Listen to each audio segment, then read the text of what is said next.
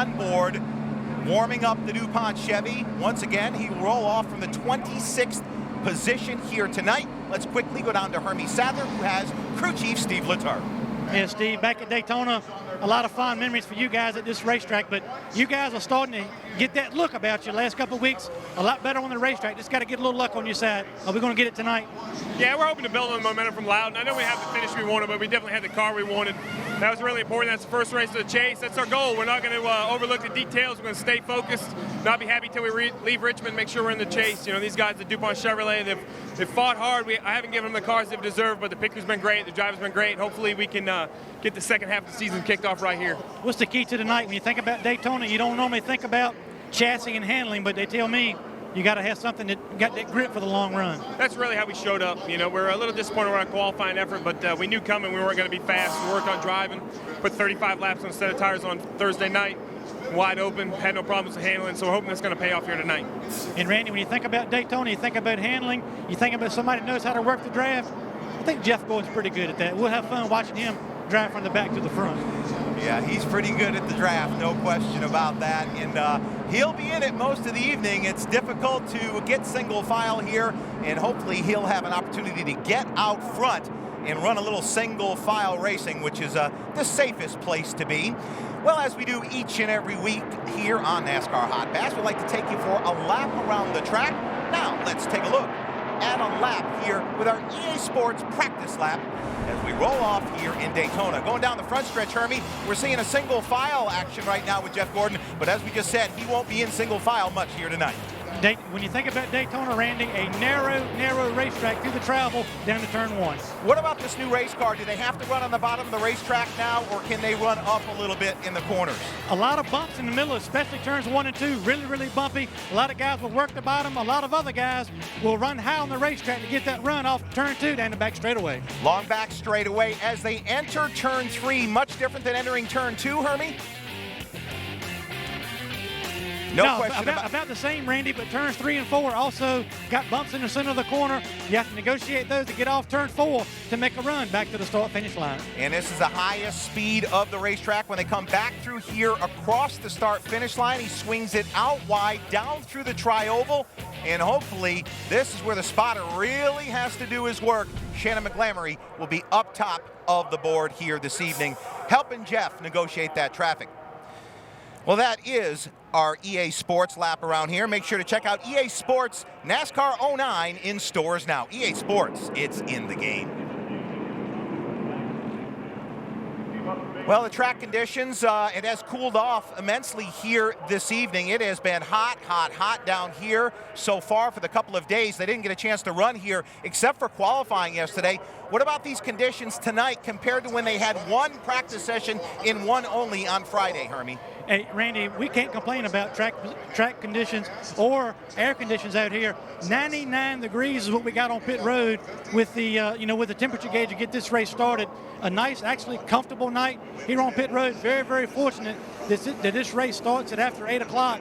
We don't have to go through a big change with the track conditions, and it's not very hot down on pit road compared to what we would have if we had a 6:30 or 7 o'clock start. So I don't think changing track conditions will be a factor, but just overall lack of grip on this 2.5-mile racetrack. It was getting a little bit of age on it now, Randy, and starting to show some character. That will be what will affect these guys handling on the racetrack tonight. No doubt about it. Years ago, they used to start this race as early as 10:30 in the morning, but right now it's under the lights here tonight at Daytona. Let's take a look at the starting grid here this evening. How about the DEI cars on the front row? And as we run the starting grid on the left of your screen, let's take a look at the track analysis as we get ready to go green flag racing momentarily here. Jeff Gordon with the visor down, getting all business. Let's take a look at the track facts now. As Jeff Gordon circulates here, the 2.5-mile super speedway at Daytona. Turns 31 degrees here, and it is considered a tri-oval. What about pit strategy here this evening? What will come into play there? It's only 160 laps, 55 miles per hour on pit road. We'll talk more about pit strategy. The pit window here, 40 to 45 laps on fuel. And once again, it is 400 miles under the lights here tonight. Some interesting qualifying positions here this evening. Terry Labonte will go shotgun on the field. Jeff Gordon, once again, will start 26th. We'll go another lap around before we get the green flag. How about our NASCAR Hotpass Hot Shots on DirecTV? We've got 4 terrific drivers lined up for you this evening. Jeff Burton on channel 795. Dale Earnhardt Jr., 796. Jeff Gordon, you're riding shotgun with him now. And Kevin Harvick. Here we go here at Daytona.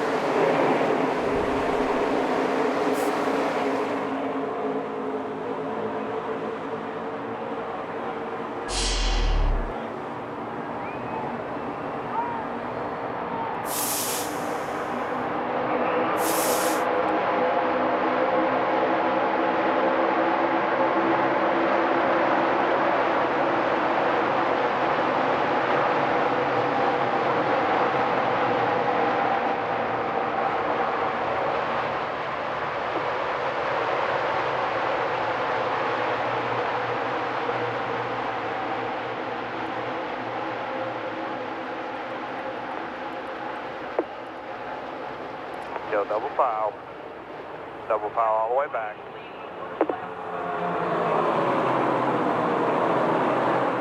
Lap 1 complete here at Daytona before a terrific crowd as the lights begin to shine down on this famed historic racetrack. Gordon on the high side, trying to get around Patrick Carpentier. Two below you. On the bumper of Bobby Labonte. Double file. Sterling Marlin in front of that group gets a little bit loose. Still double file.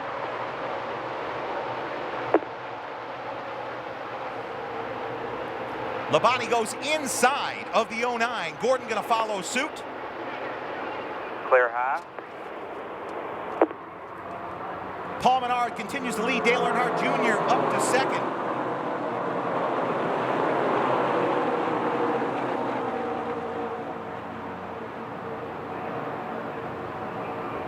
A good feeling out period right here of your race car. Still inside. Single file 4 behind you.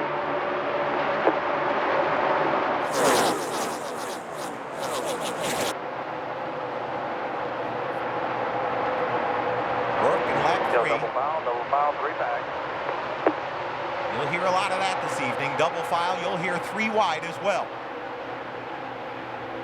And Randy, as we talked about, tire wear can be a factor here. Grip is an issue.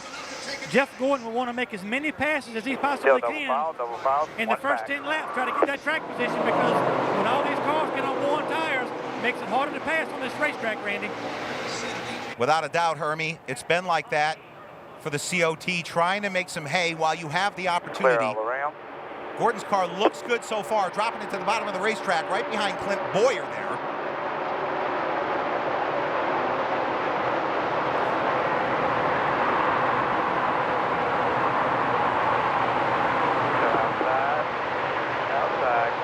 Clear all around. Ryan Vickers tucking up on Jeff Gordon's bumper. Bobby Labonte staying to the high side. That's Joe Nemechek on the outside of Gordon. Flash bulbs going off. Still outside. Clear all around.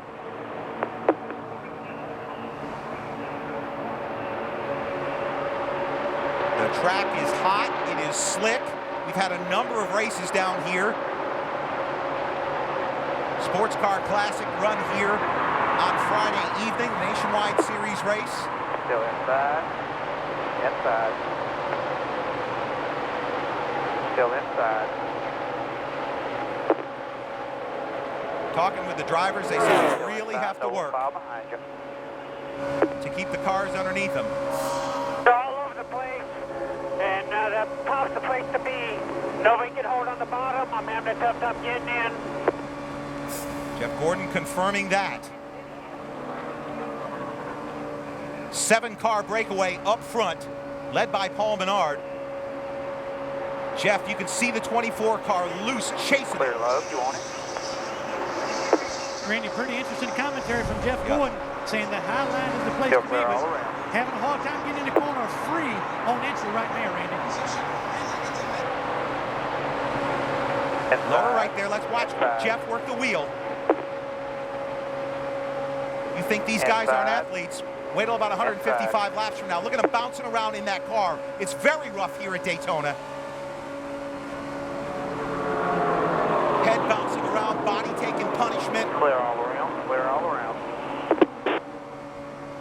188 miles an hour in the draft right now. 189, 190. Hey, Randy, another thing to watch out for with this great shot here on Hotpass, watch how much Jeff Gordon looks in the rearview mirror. He looks at the back of this car as much as he does out of the front, a product of this restricted plate racing. There he is, looking in the mirror. That's his glance. Clear all around. He'll have to move his entire head. There he is, looking in the mirror again. He'll do that 4 to 5 times a lap. Watch him. There's the mirror again. Working the wheel hard here. All by himself, he's working it hard. Imagine what he's doing if he was cutting the car underneath somebody at the moment. Early on here in the Coke Zero 400, working lap 8. Paul Menard, Dale Earnhardt Jr., Johnny Sauter out front. David Reagan. Clear all around. Mark Martin, who started on the front row, back to 5th. Mr. Everything, Kyle Busch, 6th. Gordon going to sit tight. He understands what it's like to run for points and not make a mistake early. Clear all around. Gordon trying to get himself in position. Hermie for a 5th title. Go ahead. Yeah, Randy, we want to look at what happens after about lap 15. The guys tell me they start losing a tremendous amount of grip. This is competing lap 8 at this point, so about 7 or 8 more laps. It'll be interesting to see what Jeff Gordon's got if he can start making his way to the front with a good balanced car. We just saw something very reminiscent of the Daytona race here in February, the 12th car. Ryan Newman working the bottom of the racetrack, won the Daytona 500. He's on the bottom underneath Gordon at the moment. Gordon working the high side. Already said, not a lot of grip, has to stay up high. Clint Boyer closing in on Casey Mears here.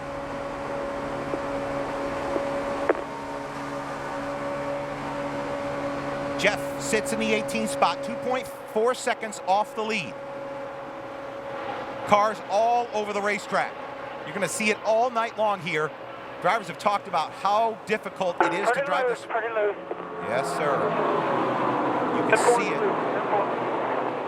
You can see him working the wheel for sure. And Randy, as we've followed Jeff Gordon enough to know, pretty loose for him. Yes, sir. Is wrecking for most everybody else in this field. So You they got need that to get right. this car tightened up when he gets to pit road. He's just trying to keep it in as big a straight line as he possibly can. That's why he's working the high side.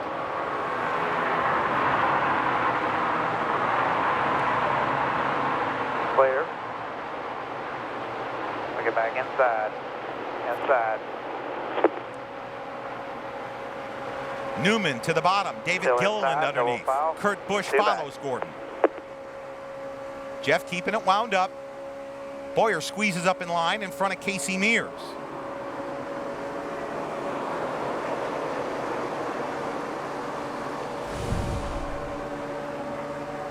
Kevin is killing us. Bottom right of your screen.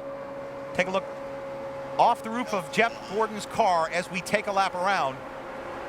And Randy, what you want to notice here, just look how narrow this racetrack is. I mean, barely too wide. Still inside. Too wide rim on this racetrack. And coming off the corners where you really got to handle good, but these cars are door to door all the way around this racetrack. Just not very much room for 2.5 mile racetrack. You got that right. Still inside. Jeff looks under Sauter. Got a nice cut there. Ooh! Just about got squeezed into Sauter. He's in the middle now. Gonna get some help from Kurt Busch. 3 wide, you in the middle. 3 Nice wide, job. in the middle. Great piece of driving there by Jeff Gordon. Now he's got some clean air. Clear all around. He'll get on the radio more than likely here when he's got a little time. No time now. Trying to dispose of Clint Boyer. Boyer has been on the high side, in the middle, on the bottom, all over the racetrack. Now Gordon working the low side. Still outside. Outside. Outside. Clear. Tires up to pressure now. A good inside move by Gordon shows that he can cut it to the bottom of the track. Now working on Denny Hamlin. Gordon heading to the front here at Daytona. This side. Working lap 13 Clear. up to the 13th Double file spot. behind you.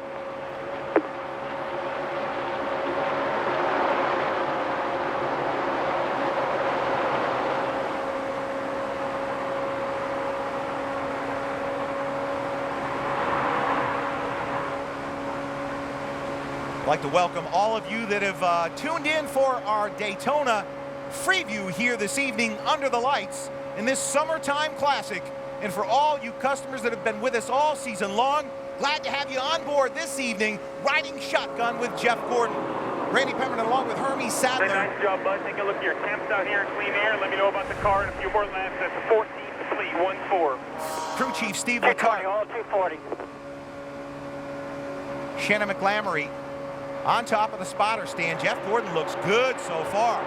Being able to hug the bottom of the track, I didn't think I'd see that after Jeff talked about being so loose early on. Well, Randy, you know, a loose race car Single will file all tighten the way up back. on the end of a longer run. As the fuel burns off and the tires get heated up, the temperatures come up, the pressures come up. Jeff's been able to fight this car through this loose condition. It's starting to come to him right now, and he's able to keep that car at the bottom of the racetrack when everybody else, Randy, that started off Like handling a good. driver at the bottom. There you You know, go. just in that traffic, I was pretty loose, getting in up high, a little loose, you know, by myself. A lot of it's just checking up. When I check up, getting in on the top, I'm a little loose. 4. Do your thing. I'll ask you in a few laps. Yeah, you're right, Hermie, and they've burned off 15 laps of fuel, which is about a third of the weight out of the rear of the car in fuel. So I have to concur with you that the handling of the car also changes with the air pressure coming up and so forth. Yeah, I mean, Still single file. if you can start off loose and drive through it like Jeff Gordon did, and what happens, fans, when you burn fuel off, it puts more nose weight to the front of the car and makes the car tighter on entry and exit. So this racetrack and car right now coming to Jeff Gordon, Randy. And it very well could be another story at 40 laps. As you heard Crew Chief Steve Letarte say, give us another appraisal here in a little bit. I'll check back in with you. Right now, Jeff Gordon marching to the front here at a racetrack that he's won 6 times at. This time he goes to the high side, trying to get a little bit of air on the nose as he tries to pull up on Matt Kenseth, going to blow his doors off down the backstretch. Clear. Tied to a post is what Matt Kenseth looked like right there.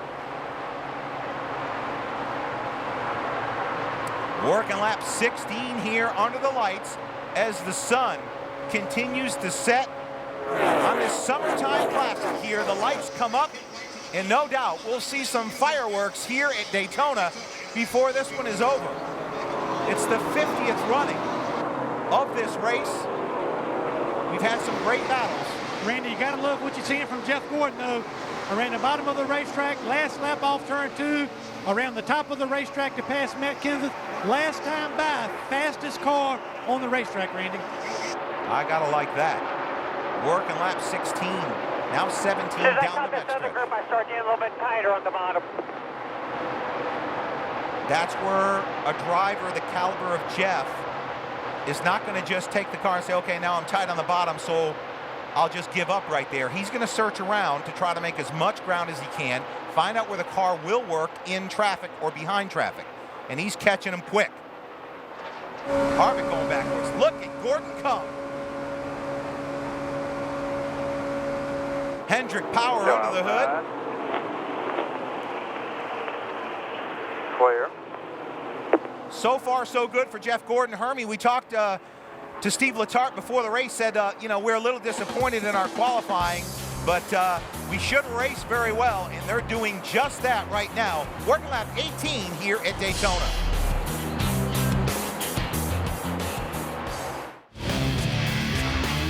It's got 6 speeds and a 350 horsepower engine. 4-speed, 850 horsepower. 8-wheeled hydro-pneumatic suspension. Independent twin control arm front suspension and floating rear axle suspension. 8-wheeled all-wheel drive. And it can go 300 miles on a tank of fuel. I go 80 miles on one tank, which is plenty. It seats my driver, 6 passengers, and my gunner. Seems crowded. Single channel ground and airborne radio system. Radio? Check. Day and night thermal imaging camera and periscopes. Well, I have driver cam. Automatic fire extinguishing system with sensors in the engine and troop compartment. Seriously? It can alter tire pressure on the move to suit any terrain condition. Highway, cross country, mud, sand, snow. Wow. What your engine feels, you feel. And when it's running clean, you feel it. Which is why Pennzoil Platinum has active cleansing agents to clean out up to 46% of sludge in the first oil change. That's 3 times better than the leading conventional oil. Pennzoil Platinum Motor Oil. Our ultimate clean for your ultimate feeling. Not just oil, Pennzoil. Pennzoil Platinum, just $3.98 a quart for a limited time at Advance Auto Parts. Moving day is here, the most dreaded of days. Packing, unpacking, your mind in a haze. DirecTV knows how stressful moving can be, so we make keeping your entertainment both easy and free. For uninterrupted service of the shows you like best, just leave the dish behind and we'll handle the rest. Simply dial 877-616-MOVE and we'll throw in 3 months of Stars and Showtime for free. But pretty loose getting in then. It's pretty good. Anytime I got air to the nose. Under caution here at Daytona, the 84 car, A.J. Allmendinger, has brushed the wall. Halfway through, approximately, a green flag run on fuel. Jeff Gordon. I want 3/4 of a round out of the right rear. Jeff You Gordon gonna do it, Freddie? 3/4 out of the right rear. He's worked his way to 11th. First caution of the evening. Hermie? yeah, Randy, good first run for us. Steve Letarte not asking for much, a little bit of wedge in the left rear, Randy, and that'll do 2 things. Number 1, put more wedge in to help his entry. Number 2, it will help to raise the left rear quarter of this car a little bit. Get that wing back up in there. 4 tires. Behind the 20. So what you're going to do is the 20's 2 pits behind us. Come around the nose of the 20. You'll have our stall. Make sure you see the 77 before you leave. Move the sign back 2 feet there. Penske, 2 feet back. Put it right on the sign for me. Incidentally, Dale Earnhardt Jr. has taken over the lead. That 77 and that 42. 77 shouldn't be a problem. He's only 10 spots behind us. 42 is about 20. We'll make sure we see him. 4 tires. We're 2 pits in front of that 20. You'll go right around him. Info.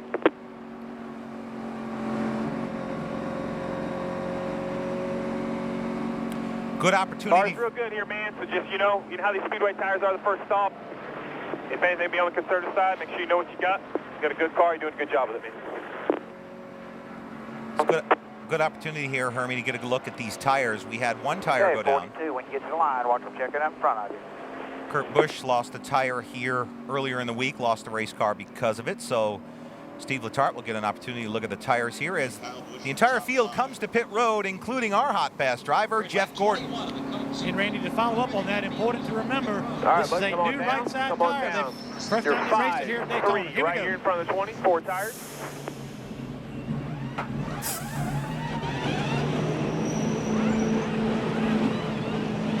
Wedge wrench going in.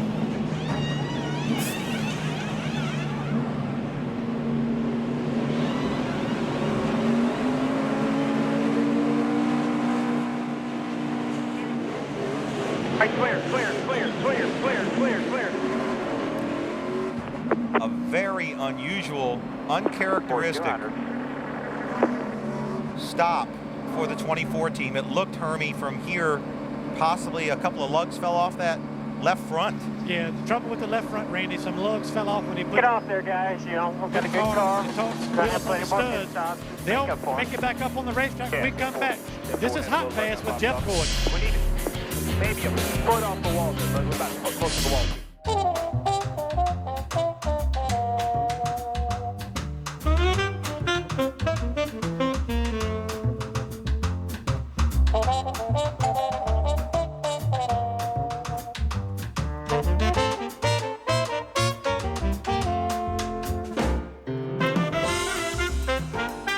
Find your perfect match.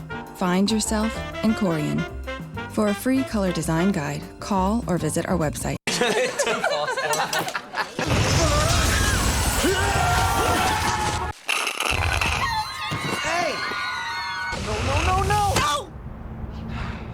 No! Every sip gets you closer. It's Justin Timberlake MP3s. Hey. Hey to you. A chance to meet Jeff Gordon. You okay, Justin? Millions of songs from Amazon MP3 and more. Sign up at PepsiStuff.com. Looks like you're wearing the left front, sliding the right rear. If I had to take a pick. That was pretty accurate. Back here at Daytona. First round of pit stops complete. We're under caution for the very first time here this evening. Let's take a look back at that pit stop. It was not what they were looking for. Jeff Gordon falling deep in the field here, 20th after that stop. Right side, Hermie, looked good. And what happened on the left? Yeah, you heard Jeff Gordon make a couple comments, and he got in the pit box too fast and slid, got a little bit too close to the wall. That hurt him a little bit, but a little bit of trouble with the left front. And unlike you, a very uncharacteristic stop. But the good news is you can recover from it at this point in the race. If that happens on the last pit stop, we got problems. But I think Jeff Gordon's got plenty enough race car to make that back up on the racetrack. Well, there's no question about it. Based on what we saw so far, as you see A.J. Allmendinger taking the hard left turn on the hook, going to the garage area. And as always, we try to give you every angle we can, particularly on Jeff Gordon. So fans, we hope you're enjoying tonight's free preview of the Coke 0400 here at the World Center of Racing, the Daytona International Speedway. Another 19. Right here on NASCAR Hotpass. If you want to catch us the remaining 18 races of the Sprint Cup season, you can sign up by calling 1-800-GET-SPORTS or visit us at directtv.com/Hotpass. Decent. Careful.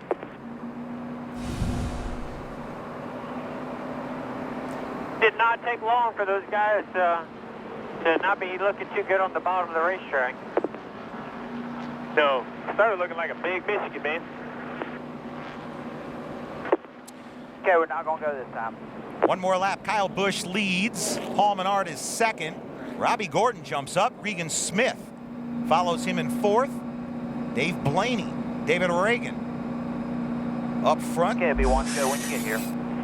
Travis Quapple having a nice early evening in seventh. Matt Kenseth to eighth. Lots of different pit strategy to move some of these cars to the front and some to the rear.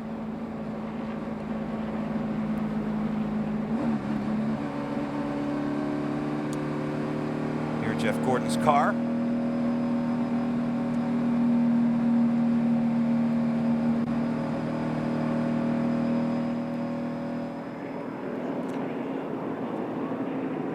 So Jeff, Hermie, we're in the 19th spot. We started back in 26, so didn't lose everything, but lost a bunch there. Went from 11th to 19th. Your thoughts about as we get ready to go back green flag racing? Not as difficult here because it'll be single file. Well, Randy, the bottom line is I think Jeff Gordon and Steve Letarte know we've got a good race car. We drove from 26 all the way up to just about the top 10. If we were struggling on the racetrack, I think they would be more concerned about it. With the calmness you hear in the voice of Jeff Gordon and Steve Letarte, I think at this point in the race, they're not worried about it. They got some good adjustments done to this DuPont Chevrolet. Again, if this mistake happens with 25 to go, it's a big deal.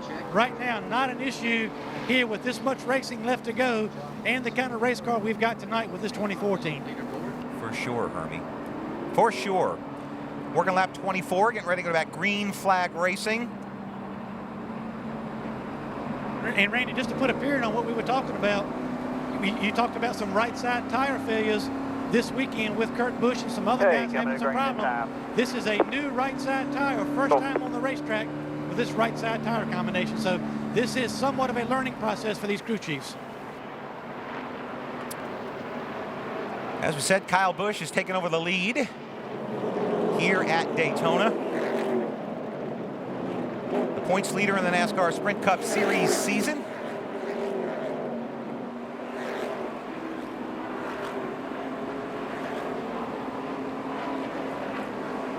Single file here Only 2 cars off of the lead lap, so Okay, pace cars single off. file all the way. You ready? Ready? Green flag. Car back is about a car length.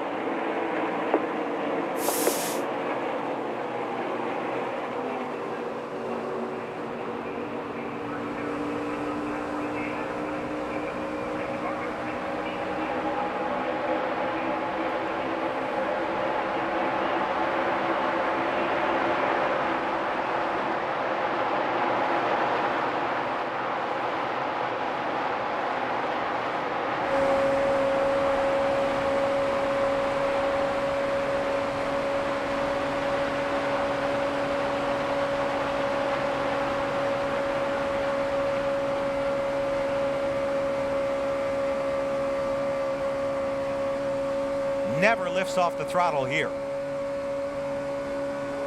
So 3 in a group right there, and about 3 car lengths back to the next pack.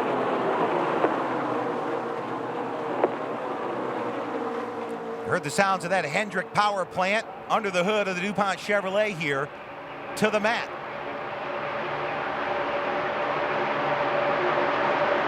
Gordon in the 19th spot. Jeff Burton, Kurt Busch, Clint Boyer ahead.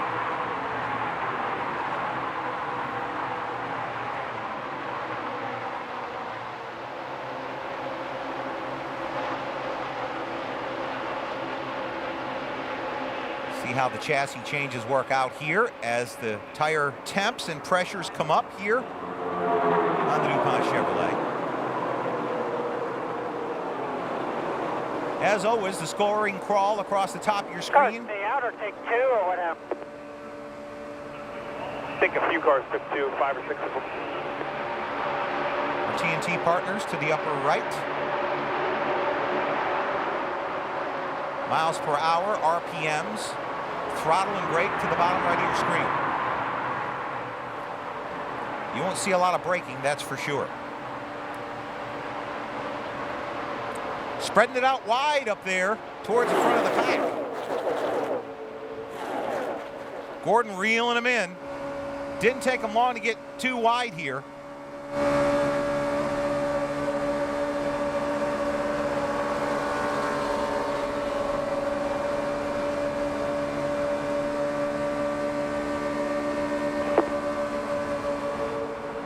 Just an amazing shot there off the front of the DuPont Chevrolet.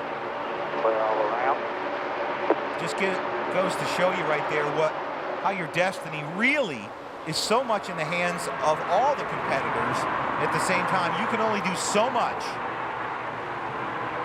Any little slip up there by anybody and you're in it. Look at the inside. Inside. It's Boyer to the inside. Kurt Busch still leads. 3 wide, almost. Pack is about 3 back. Still the inside.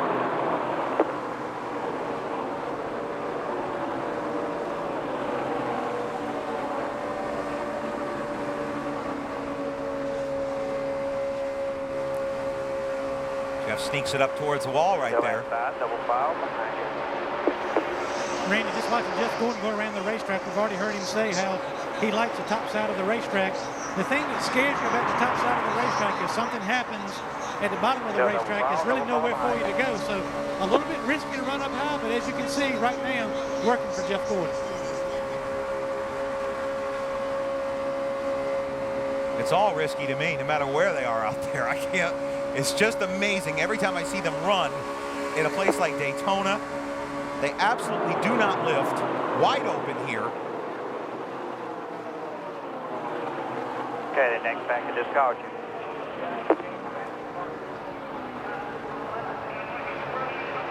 Working lap 30 of 160. The 50th running of this race. Still inside, double file, all the way back.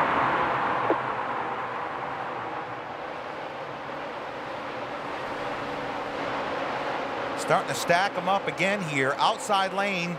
Pulling her way up to the front now. Double file, 3 back. Kyle Busch at the point. Jeff Gordon back there on the outside, running 17th.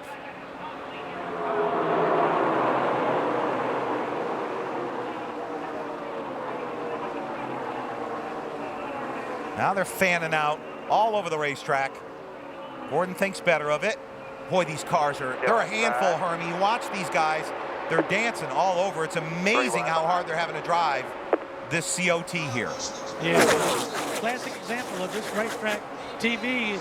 As close as we get you on Hotpass, just doesn't do a complete justice what these guys are doing inside of these race cars, battling every lap, especially when you're 2 and 3 wide, like Jeff Gordon is right now.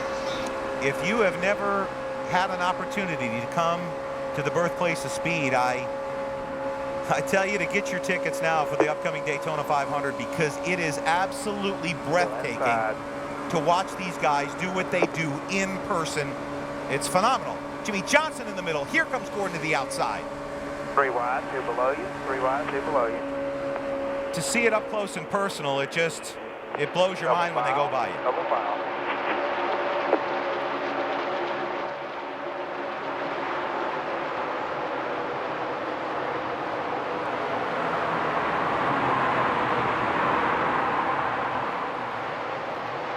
Clear all around.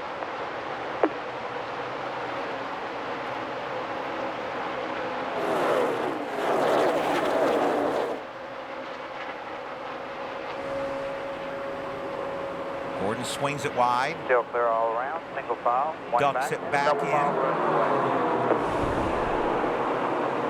in. Here's Elliott Sadler back there, bottom right of your screen. Out the back of Jeff Gordon's DuPont Chevrolet.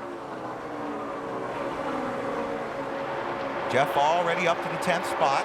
Elliott 11th. Yeah. Ray, that's a good shot. You look at the back of Jeff Gordon's car. Look at the front valence splitter on the 19 car. Gives you an idea of how many bumps are on this racetrack and how these cars travel up and down this racetrack. A very rough ride for these guys. Just look at the front valence of that 19. Clear all around. Hardly touching, just barely here and there, skimming the surface of the speedway. Just incredible.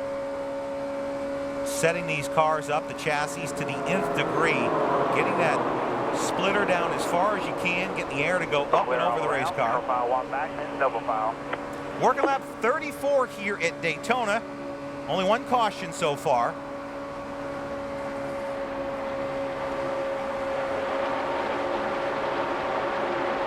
If you're wondering what the race record is here for 400 miles, 2 hours and 18 minutes.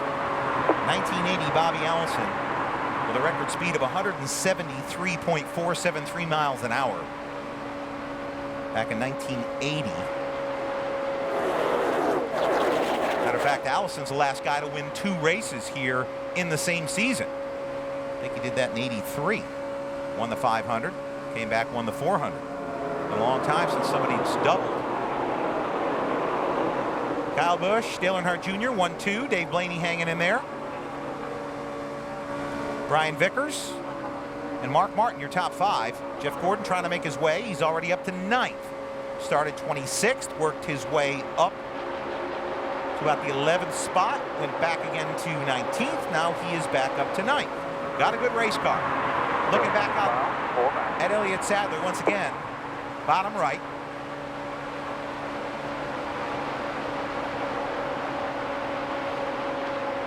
Never lifting. On the throttle, just amazing.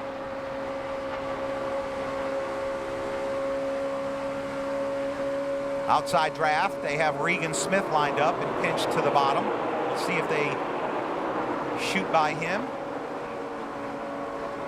Cars dance around, heading off into turn 1. Look at the inside.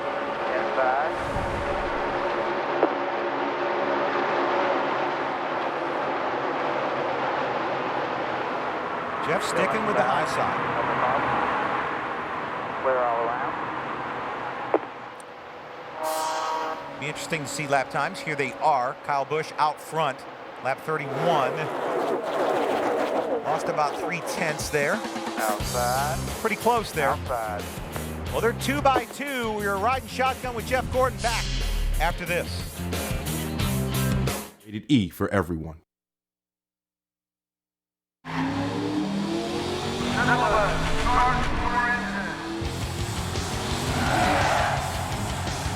Hey, I'm Jeff Gordon, driving the number 24 DuPont Chevrolet, and I'm going to be your mentor in your NASCAR experience.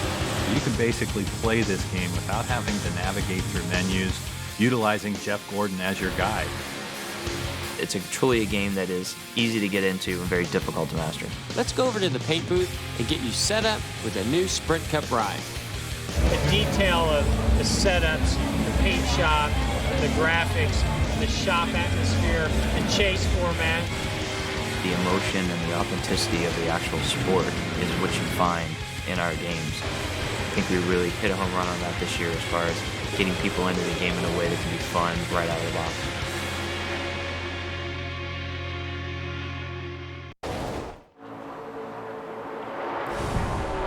We're back here at the World Center of Racing. Working lap 38 in the Summertime Classic. You're riding shotgun with Jeff Gordon as he's working his way to the front, doing it in a hurry. Outside. Working up inside the 6th position there with Brian Vickers. Still outside. Double file behind you. Casey Kane behind. Gordon all alone now. See if this works for him. Nobody lines up with him.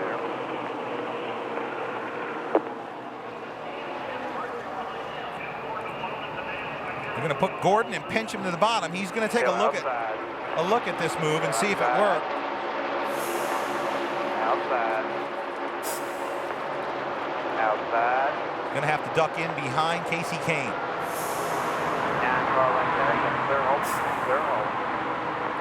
As we watch Jeff Gordon maneuver here, gets it up in line, we'll remind you, Hotpass fans, that you can email your questions to us at hotpass@directtv.com, and we'll answer them during this evening's broadcast. Be sure to include your name and hometown so we can give you a shout out. Hotpass@directtv.com. Hermie loves to answer your emails. Back aboard with Jeff Gordon off the roof.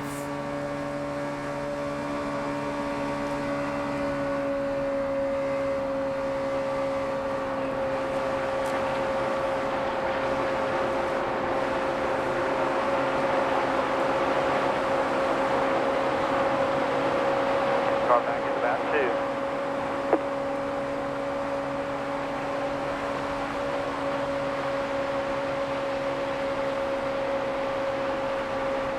Still clear all around. Dave Blaney ahead there.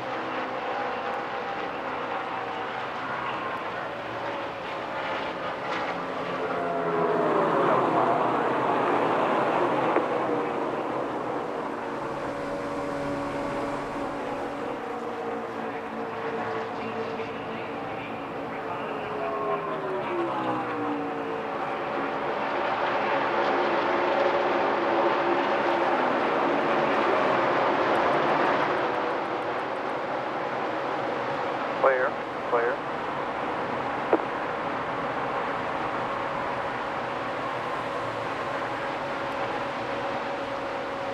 Still inside, double file behind you.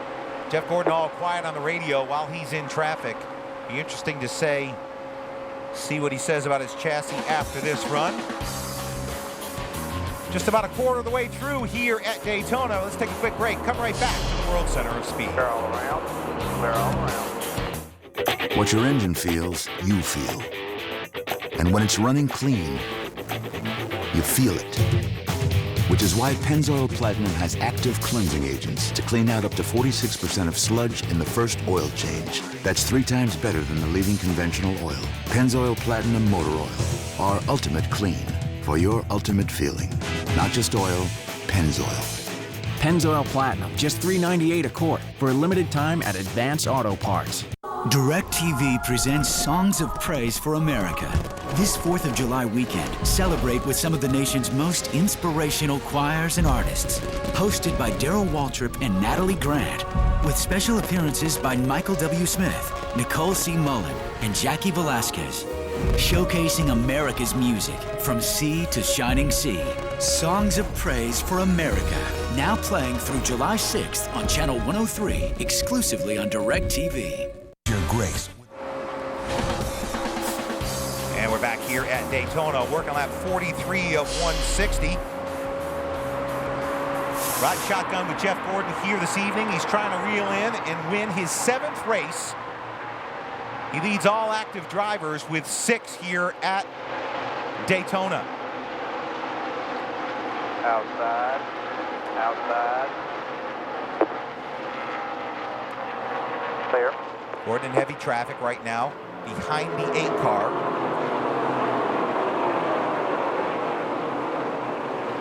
Great shot from down below here as they speed by on the high bank there through the tri-oval. Jeff Gordon getting ready to work on Tony Stewart here. Gordon now up inside the top 5. He's gone a long way. Well, let's take this. Oh, we got a wreck on the back stretch. Caution behind you. Caution behind you. Daytona 500 winner. Does a slide job. Good Ryan adjustment, Newman. guys. Good adjustment. Still a little bit tight. Let off. Middle off. For a little tight, middle off. You like the adjustment. Man, you do great with that thing, man. Get in. Putting on a lesson. It's like July 15 years ago is what it reminds me of. Buddy, we need this thing to go longer, and we got an awesome handling car. Oh, you like to hear that. All right, boys, take that last one off. We're going to have fun here. We're going to come get 4 tires.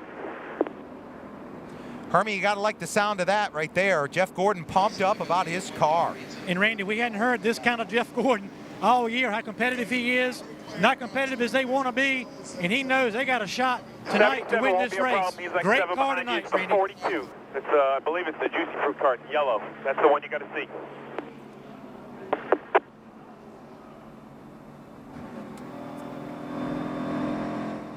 Ryan Newman, replay there, upper right, takes a slide off of. All right, so the only complaint right now is just a little tight middle off.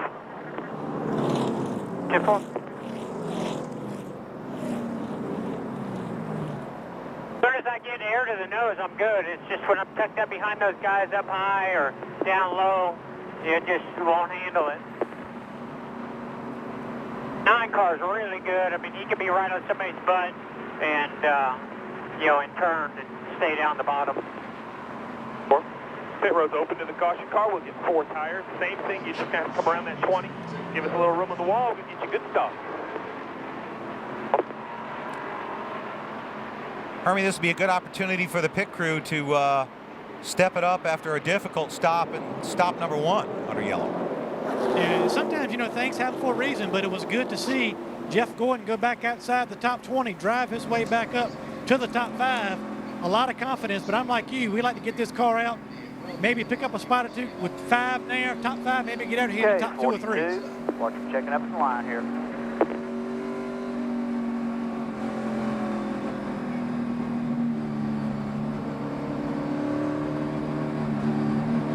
All right, bud, you're going to come up fast. Come right here. 5, 3, right here.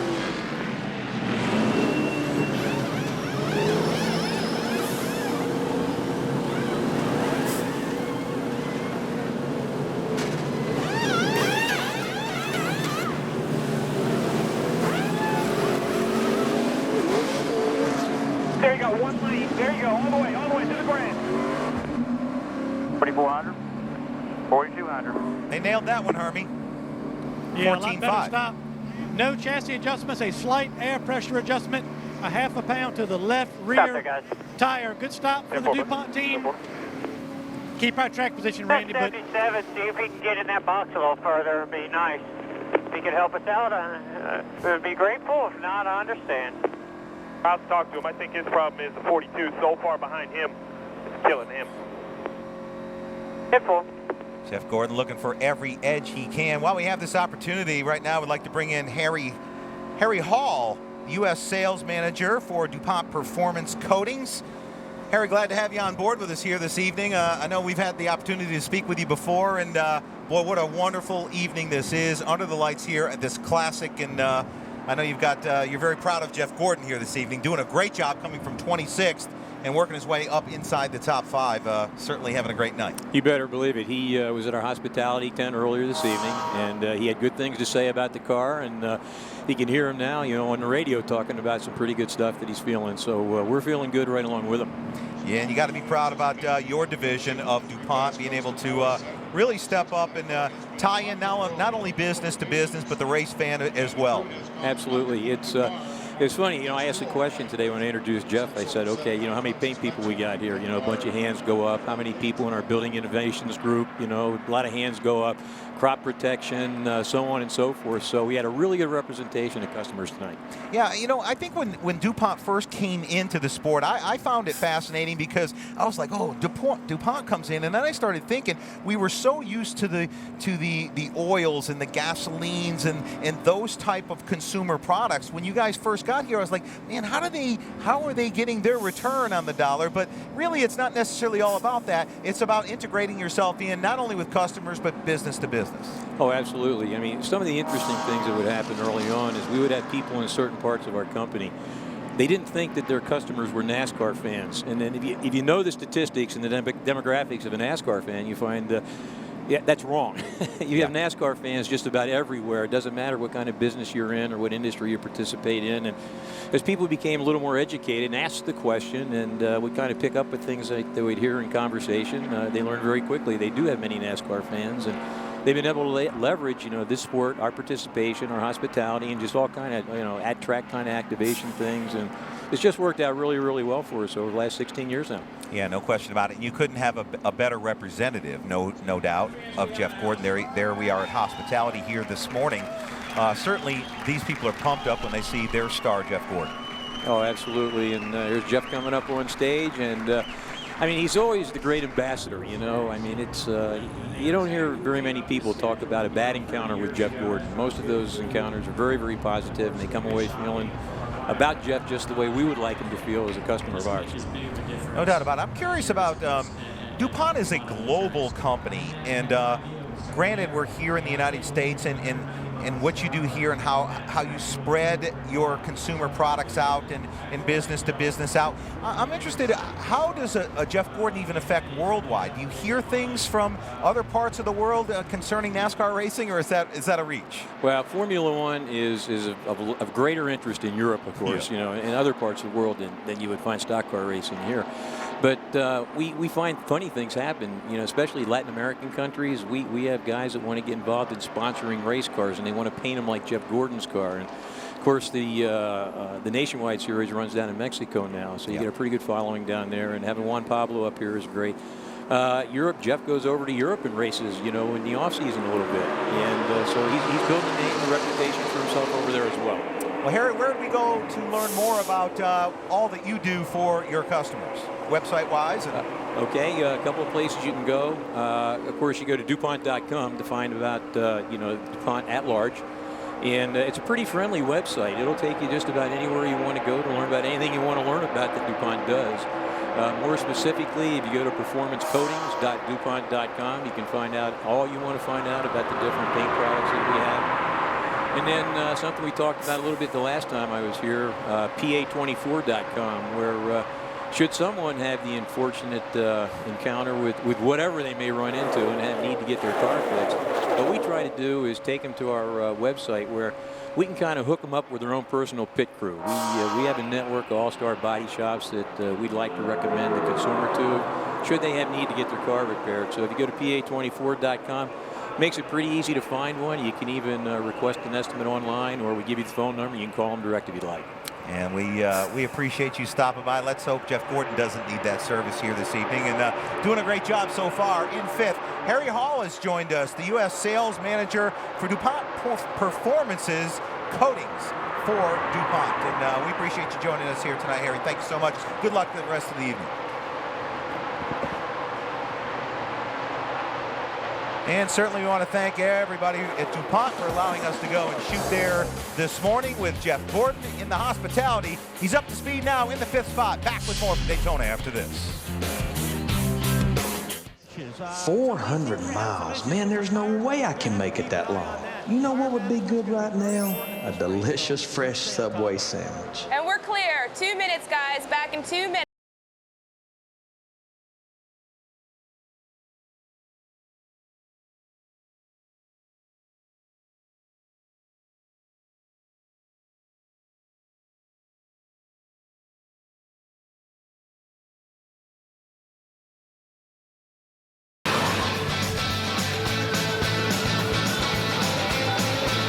guys, give me the usual. Make it fast. Sure thing, Mr. McReynolds. Coming right up. Don't forget the extra veggies. You got it. Remember, I love mustard. There you go, sir. Great job. Gotta go.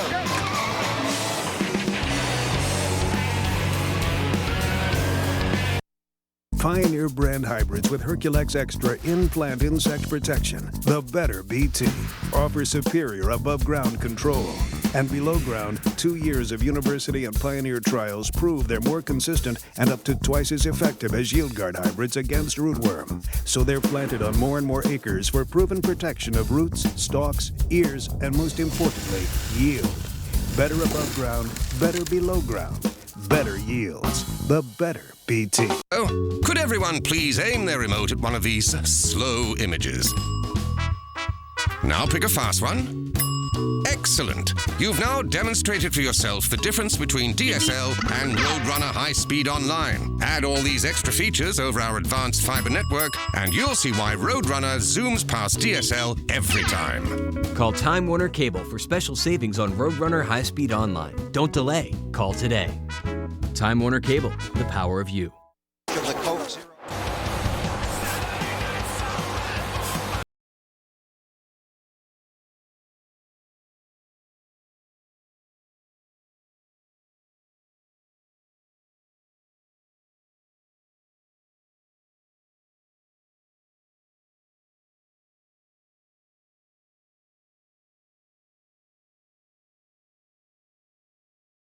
It's Saturday night under the lights here at the World Center of Racing in Daytona. You're riding shotgun with Jeff Gordon. Started 26th, currently up inside the top 5. We talked early on about some of our keys to this race. The second one was drafting partners, and getting close to having a drafting partner is Jimmy Johnson as he's creeping into the picture there, Hermie. It'll be a good sight for Jeff Gordon to have Jimmy on his back bumper, now separated right now by Matt Kenseth. Yeah, Jimmy Johnson's running a really good race as well, had a great pit stop. Got both of these cars up inside the top 10. Dale Earnhardt Jr. running second, so we'd like to sniff up there and get a little bit of win off that 88, get this car back up there in the top 2 or 3, but always a good sign to see some friendly faces around you on the racetrack. But Jeff Gordon, really good race car, Randy. He's on the top of the racetrack, on the bottom of the racetrack, wherever he wants to go, he can make that car stick. Yeah, and you mentioned it, Hermie. We have had Jeff Gordon for many, many races here on NASCAR Hotpass in 07 and then again in 08. And he's an all-business kind of guy, although he keeps a very calm demeanor. This is about as excited as I've heard him in quite a while with a race car. Yeah, you're exactly right. I mean, the sound that we've been hearing from him, frustration, has certainly turned to excitement. He seems like he's very, very happy with what he's got, and he knows that if this thing stretches out to a long run, looks like he's got a really good race car for the long run. Very exciting. And it crosses over to the guys on pit road, Randy. These guys are really pumped up. A lot of energy here on pit road when we completed that pit stop last time on pit road. And I got news for you. The way he looks right now, it's not far from Jeff Gordon challenging for the lead here at Daytona. Coming up, outside lane is moving. Earnhardt's out front. Kyle Busch blocks Stewart. Stewart to the bottom. Regan Smith is in there. Here comes Jeff Gordon inside the top 5 now. Make it 4th. Outside. Gordon on the bottom of the track. Closing in on the lead here at Daytona. Working lap 55 inside of Tony Stewart for 3rd. Yep. Kenseth buttons up on his rear deck lid.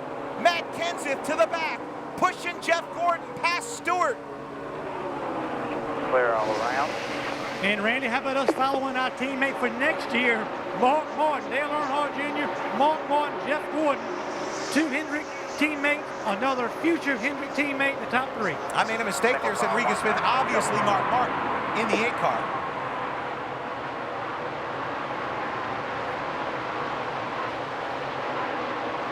Mark Martin's been good here all weekend, qualified on the outside of row 1. Jeff Gordon got him right where he wants him. 3 teammates for 2009. The announcement was made here yesterday that Mark Martin will run a full schedule for Hendrick Motorsports next year in the 5 car. And he was like a little kid at the press conference, so excited. The 49-year-old will run for the championship one more time with teammate Jeff Gordon, as well as Dale Earnhardt and Jimmy Johnson. Back to Daytona right after this. What your engine feels, you feel. And when it's running clean, you feel it. Which is why Pennzoil Platinum has active cleansing agents to clean out up to 46% of sludge in the first oil change. That's 3 times better than the leading conventional oil. Pennzoil Platinum Motor Oil. Our ultimate clean for your ultimate feeling. Not just oil, Pennzoil. Pennzoil Platinum, just $3.98 a quart for a limited time at Advance Auto Parts. Did you know that people react to accidents in stages? First is denial, then anger, followed by confusion. But you can take control by choosing a DuPont Performance Alliance body shop. The repair pros at a Performance Alliance shop are your personal pit crew. With the training, tools, and support to do more than fix your car, they get you to the most important stage, confidence. To find a DuPont Performance Alliance shop near you, check out PA24.com. Do you work here?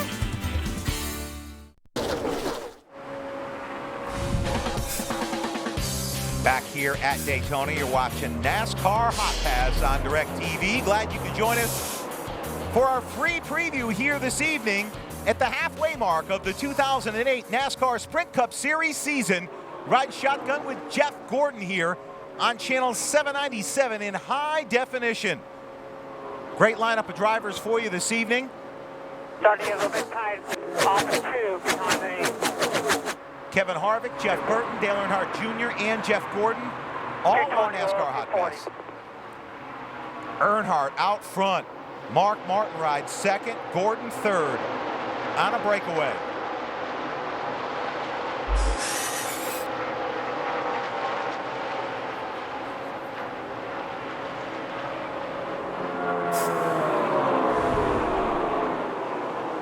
Gordon goes from 26th to 3rd in 60 laps. Single file. Front 3 have broken away. Reminds me a little bit, Hermie, if we watched you watched races back here in the 70s, this is about the type of racing that you saw. It wasn't as much of a pack like we saw 3 wide, 3 wide, 3 wide. Oftentimes you'd see guys break away and you'd have different packs, and sort of reminds you of the late 70s here. Yeah, that's kind of what you get with this new package race car, but it has a lot to do with the racetrack, Randy. I mean, this racetrack really has lost a lot of grip, and we talked about it, and we'll keep talking about it all night, but handling, especially on a long run, pretty important stuff. And we're starting to see the guys that have good balanced race cars able to stay on the bottom of the racetrack and make passes. Those top 3 cars, very, very strong right now, Randy. No doubt about it. Jeff Gordon making his 32nd start here at the birthplace of speed. This is Gordon's 527th career start in the Sprint Cup Series. Leads all active drivers and all drivers all time in Money 1. Working his way up the list in career wins, looking for win number 82 this evening. Not far, and he'll be moving ahead of Bobby Allison and Cale Yarborough on the list. Only trailing Richard Petty with 200 wins, David Pearson with 105. He'll be trailing Cale Yarborough, Bobby Allison, and Darrell Waltrip. And he can get all those people this year. Gordon, one of the all-time greats in this sport.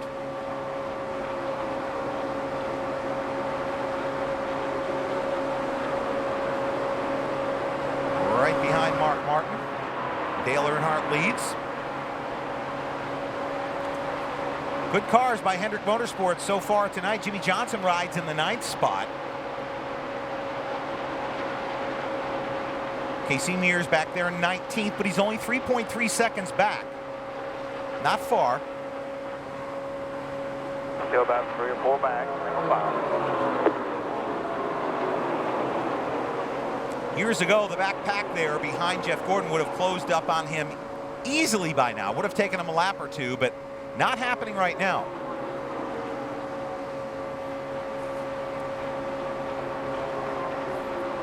Dale Earnhardt Jr. continues to lead over Mark Martin. Jeff Gordon rides third. These three will be teammates in 2009.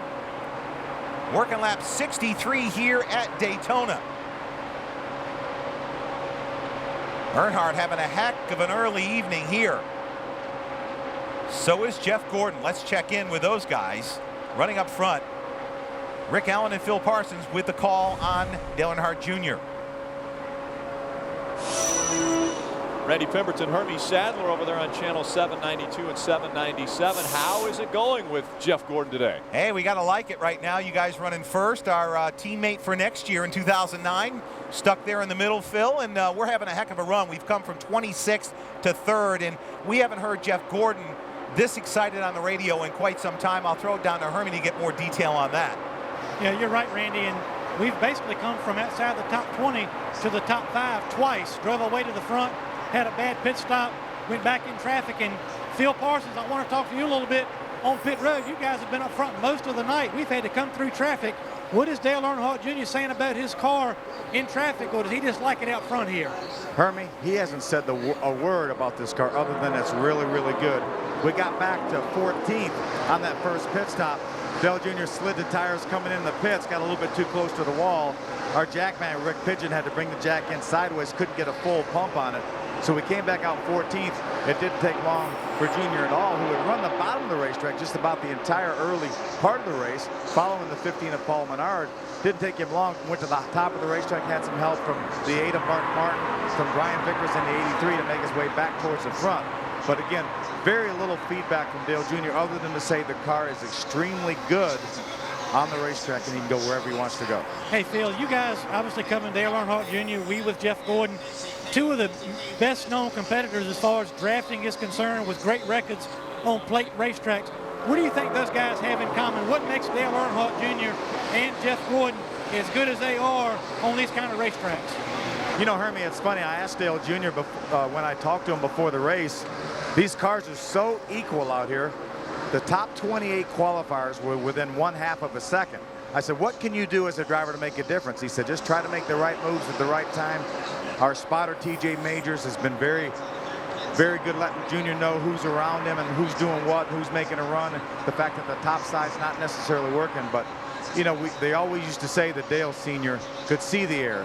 And I'm not sure that that's not exactly what the case is for Dale Jr. and for Jeff Gordon. Obviously, these guys have had so much success on restrictor plate tracks, as well as all the other racetracks, certainly. But it just seems like whenever we get to a restrictor plate track, these two guys find a way to get their cars up front. Hey, you know what's interesting, guys, down there? You've often heard Jeff Gordon talk about the fact that Dale Earnhardt Sr. taught him a lot about drafting as well. So not only did Junior get an opportunity to watch his dad run, where he's won, I think, some 34 or 33 races here at Daytona, but Jeff Gordon learned a lot from Dale Earnhardt Sr. and gives him a lot of credit as well.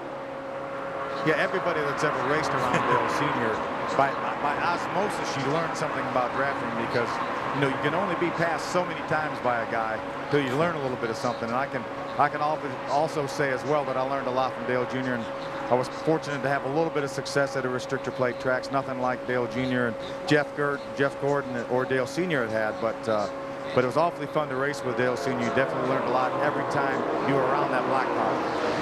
Speaking of black cars, the one coming up behind us is Mark Martin. Now, between these three cars, we've got 8 wins here at Daytona. And do you guys remember back 2 years ago how close Mark Martin came to actually getting his first win at Daytona?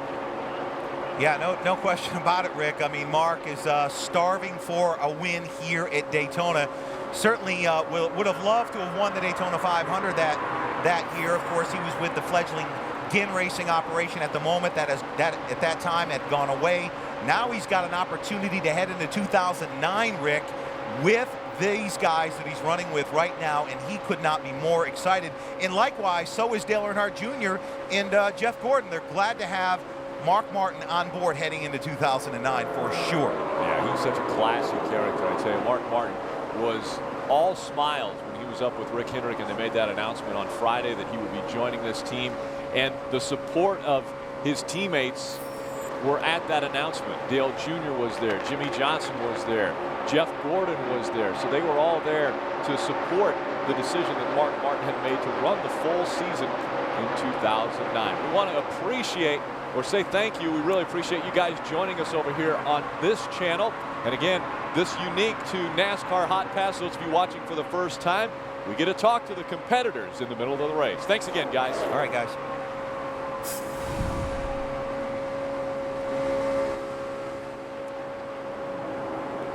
And we're back running 1, 2, 3 Chevrolets out front here at Daytona.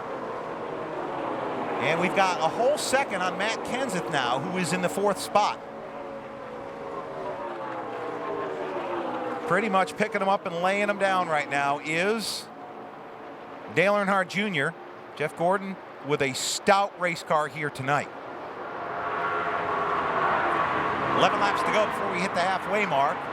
Shouldn't be in any jeopardy this evening of a rain shower. We've had some inclement weather here this weekend, as we often do in the Florida area. But everything looks pretty good so far. And boy, does it look good for Jeff Gordon, not to mention his teammate running out front.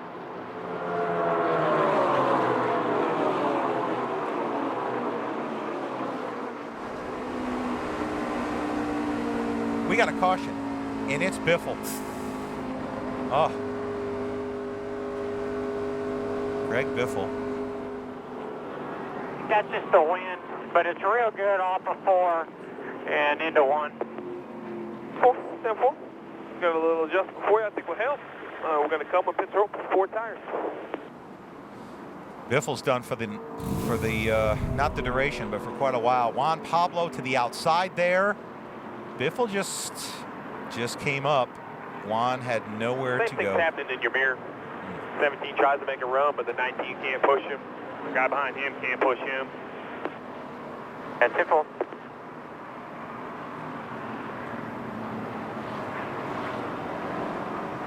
That's a racing accident right there. Okay, the pace car's going to pick us up this time, okay? They haven't picked us up yet.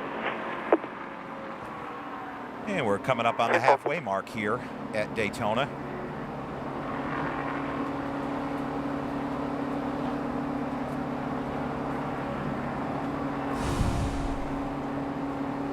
And we're certainly glad you're on board. The only thing I want to tell you is that I'm hitting the bumps on new tires, low pressure, really hard down in 1 and 2. Okay, 10-4. There's pit crew getting ready to service Jeff Gordon here in a moment. You don't know a corner, right? Just in the front? It's just across the front. I mean, definitely left side more than anything.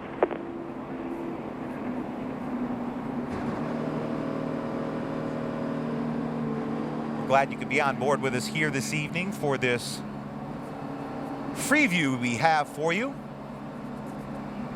of NASCAR Hot Pass on DirecTV. We do this each and every week at every single race on the schedule.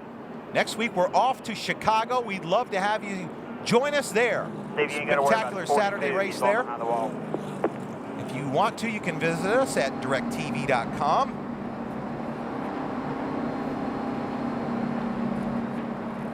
Sign up for NASCAR Hot Pass. We'll be with you all season long. Bring you the best drivers, best angles of the event, communications. And maybe you will ride shotgun all the way to victory lane. You might do it tonight with Jeff Gordon.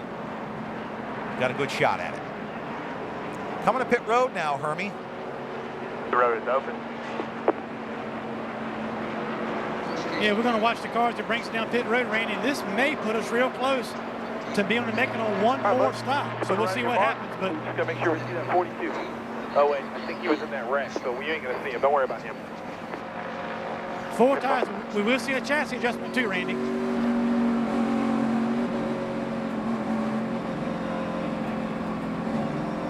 Hit 4,200.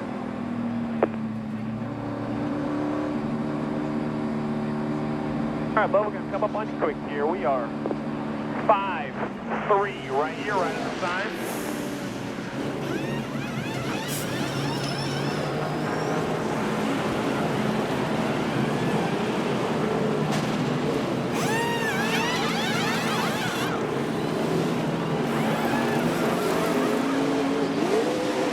14-7. To the grass, to the grass, to the grass. 4,400, 4,400. Excuse me, 4,200, sorry about that. A great pit stop there. Oh, Jeff Gordon has to go to the grass. Nearly collides with his teammate Jimmy Johnson. While all that was going on, in the upper right of your screen, you may have seen Tony Stewart. It's okay for a car to pass you on the left on pit road, because 18 just passed me on the left. Tony Stewart has climbed out of the Home Depot Chevy. J.J. Yaley has gotten aboard.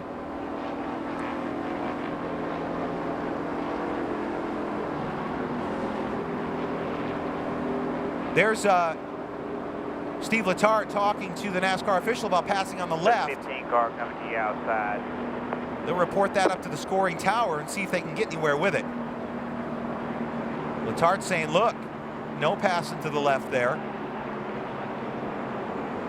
Either that or he perhaps was speeding. Letarte not happy. And there's the official radioing up to the NASCAR tower to log the complaint for Letarte. Upper right, there it is, replay of J.J. Yaley getting aboard the 20. Tony Stewart not feeling well. I had to avoid him and check up a little bit, and the 18 just drove by me and almost drove by him on the left. Just confirmed, you have to pass on the right on entrance, you can pass on the left on exit. Yeah, you're right. J.J. Yaley is now in the 20. Let's take a look one more time at what Jeff was talking about.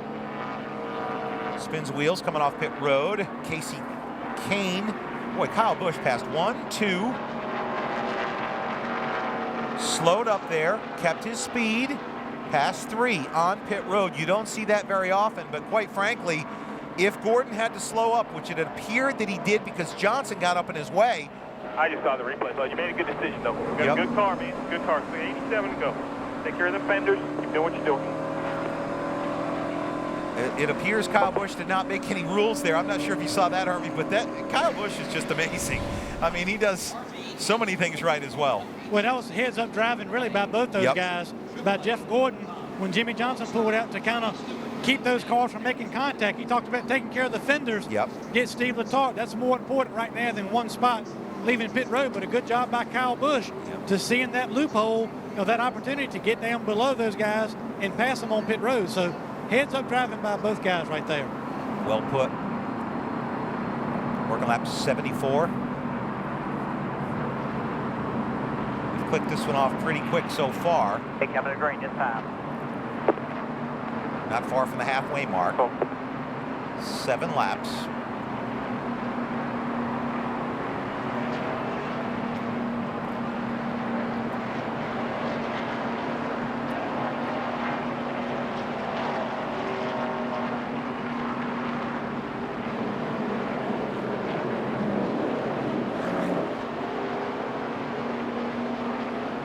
There's Stewart, upper right, not feeling well, out of the car. When's the last time you saw something like that? Other than when he got hurt. Going green here. Phase starts off, they lay him back a little bit on you there, Jeff. Ready. Green flag, green flag.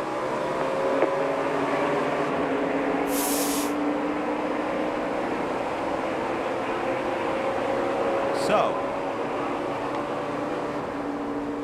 oh my, Kyle Busch pushing Jimmy Johnson up front, got squirrely. Look at Gordon go to the bottom to help out Junior. They're going to leave Junior hanging. Excuse me, leave Kyle Busch hanging, pardon me.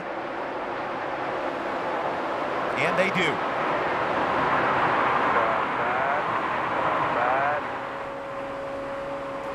Hendrick Motorsports teams up, but Junior goes to the top side. Oh, now back to the bottom. Outside, double file behind you.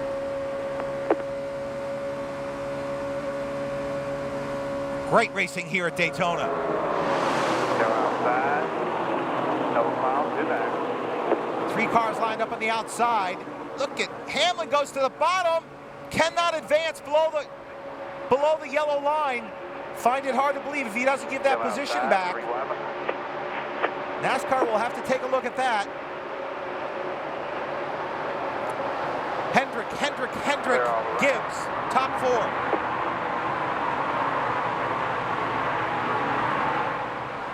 Jeff Gordon will not appreciate the 18 car being on his bumper.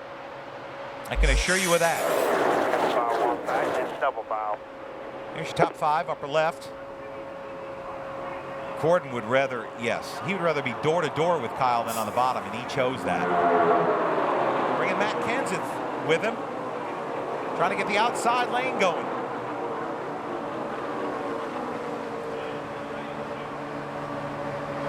Jeff Gordon looking for the lead here at Daytona. Hendrick Motorsports, 1, 2, 3. Door to door, last year's champion. Last year's runner-up, Jeff Gordon, door to door. Teammates here at Daytona. Still inside. Kyle Busch to the bottom. Still inside, double foul all the way back. Teammates line up to the top side. Give Jeff a run. Here comes Gordon back. They're playing offense, defense up front. All 3 of these guys. Look at Gordon bumping the 48.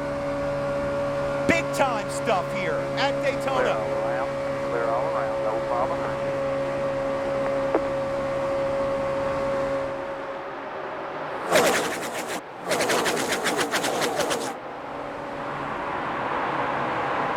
Junior to the bottom with Kyle Busch. Gordon goes to the bottom, looking for the lead again. Outside. Nobody behind him. Outside. All alone. Dude, I thought he was going to the bottom. He can't even get the thing wide open.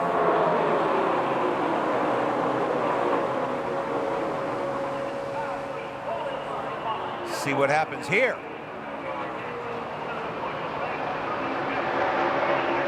Junior pushes Gordon out front. Double foul all the way back.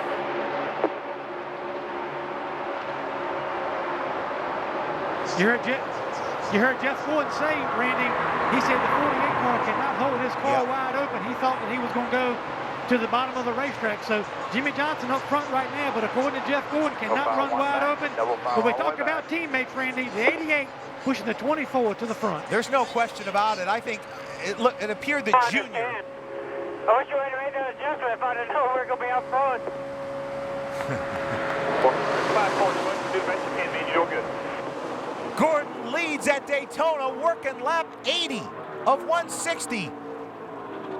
Junior throws the block on Hamlin.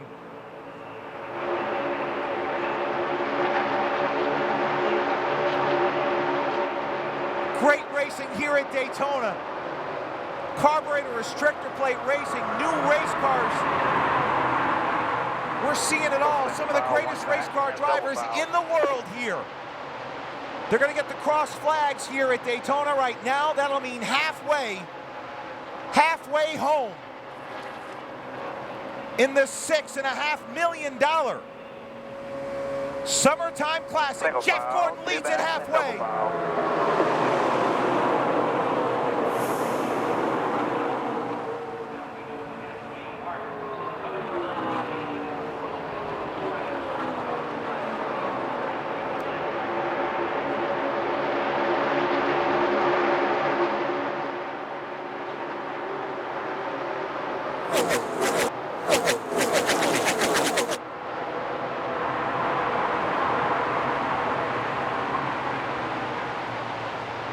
While they're single file for the first 2 spots, it is dog eat dog back here for 3rd, 4th, 5th, 6th, all the way back through the field, 2 wide. Single foul, 2 back, and double foul.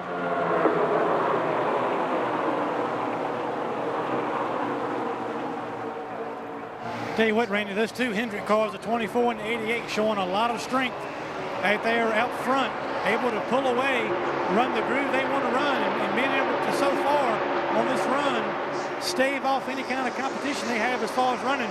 But I agree, this is some of the best racing we've seen all year long. But Jeff Gordon and Dale Earnhardt Jr. really strong up front. Hold on! Kyle Busch! Unbelievable save by Kyle Busch. Just about wrecked it. 3 back. On the apron. Yeah, he saved it. I don't know how. Incredible. Incredible what we just saw there by Kyle Busch. Even Jeff Gordon said, unbelievable. He should have took out the field right there. The caliber of driver in this sport today, led by Jeff Gordon, with newcomers like Kyle Busch, is simply spectacular. He was all but wrecked. Replay upper right. The 6th car.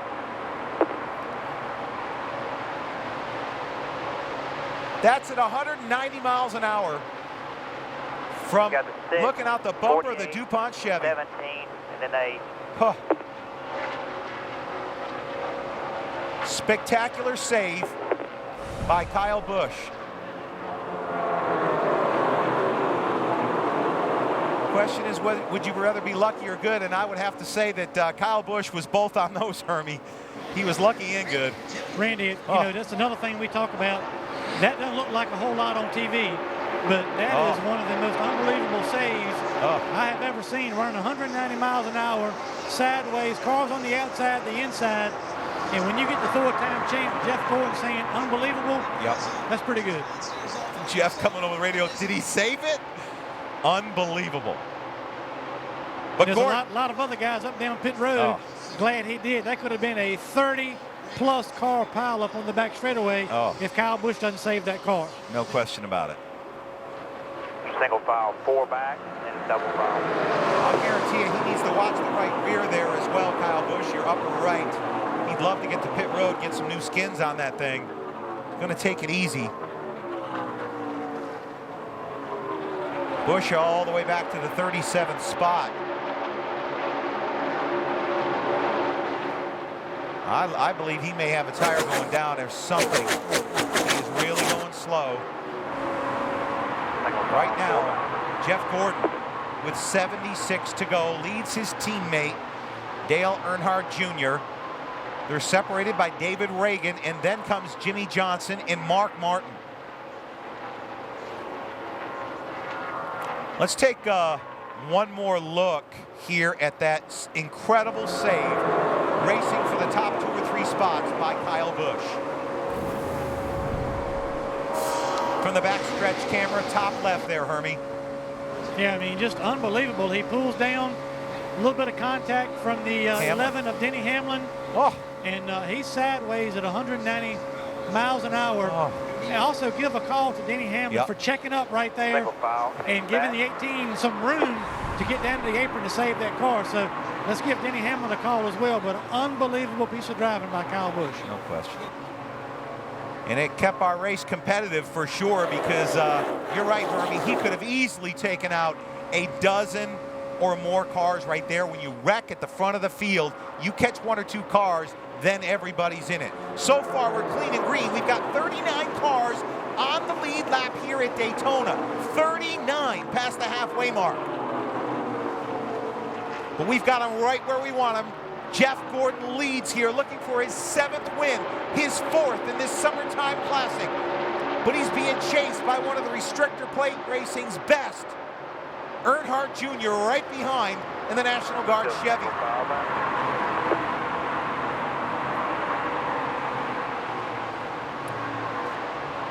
We talk a lot about, we've mentioned the restrictor plate racing. Hermie, a little definition as to why and what restrictor plate racing is. Really started after about 1986, when these cars ran about 212 miles an hour. If we didn't have the plate, they'd be running about probably close to 230 down here right now, and that just wouldn't be safe. You're exactly right, Randy. And basically, they put a restrictor plate to restrict the air flow from the carburetor down into the intake. And it restricts the engines just about half. We go from about 850 horsepower down to about 450 horsepower, Randy. And if we didn't do that, if these cars got sideways, they would be up in the air, up in the stands, and it creates a very unique style of racing, but a very exciting style of racing, as you can see. But it's a necessary evil for places like here in Talladega that have long straightaways and the kind of banking, 30 degrees or so of banking that these guys can run wide open, and they have to slow these cars down for it to have a good race, but more importantly, a safe race. Yeah, hard to believe. Down to 88 right now. 48-8. Look at Johnson and Martin going at it. Mark Martin's got a shot here tonight. Mark Martin running very well, pushing the 48 car. His teammate for next year. Hendrick. DEI. And then Yates with a 38 car in the top 5. Boy, oh boy, this has been absolutely unbelievable. What a race so far.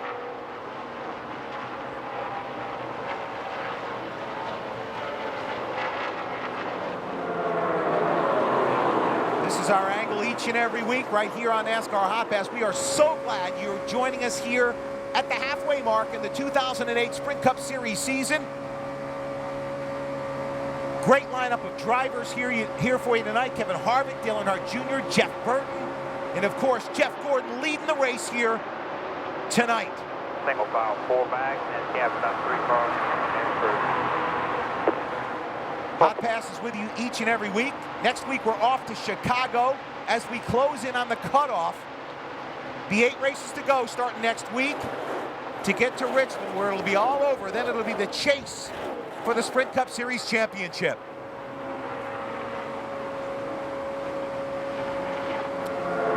And one of the great things about NASCAR Hot Pass, we love to include you, the viewer, in what we do here. This is all about you.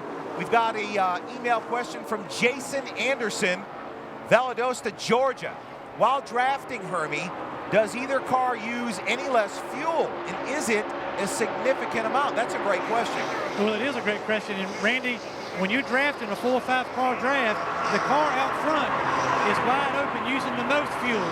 The cars behind the lead car through the center of the corner are often on the gas, breathing the gas, and tapping the brake to keep from drafting up and running into the back of the car in the lead. So the short and sweet answer is the car out front, he's to the mat, burning all the fuel.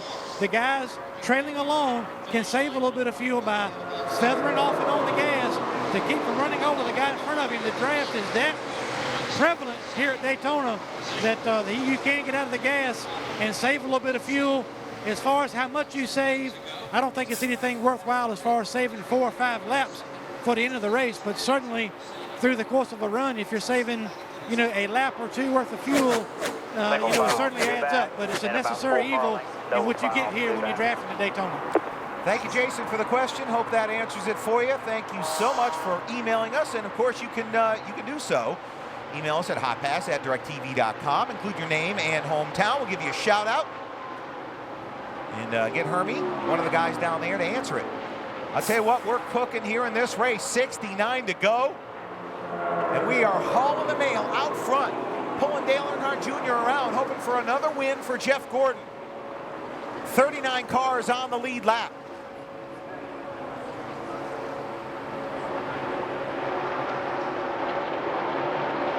Be interesting if we do get to a green flag pit stop here tonight. So far, we've had a couple of under caution. 1 back, and it's about 2 car lengths to Jimmy, and then 2 car lengths to the next back behind him.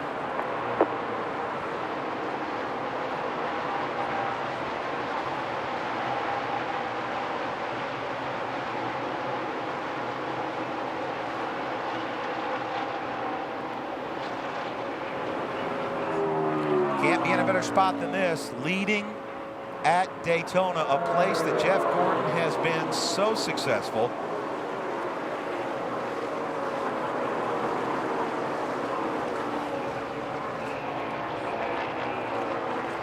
Nobody better at plate racing.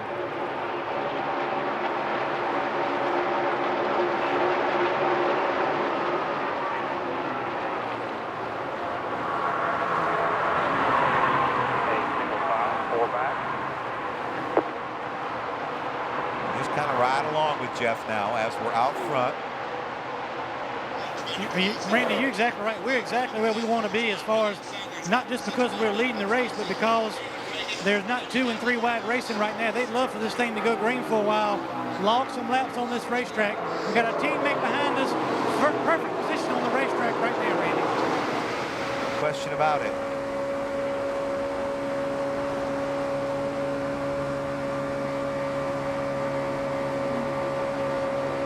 Matter of fact, top 3 once again, as we've seen in the past couple of years. Hendricks has lost their dominance at restrictor plate tracks such as here in Talladega, but all of a sudden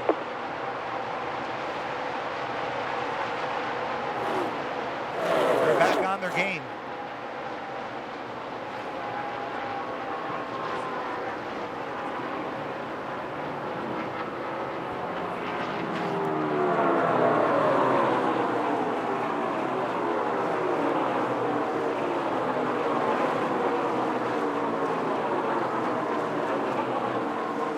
Outside, A.J. Allmendinger hit the wall early on. Clear. 61 laps down, but out there plugging along.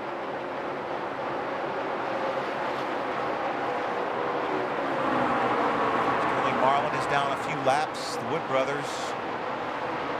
John Wood, 40th. They're 7 laps down. Juan Pablo Montoya was in trouble.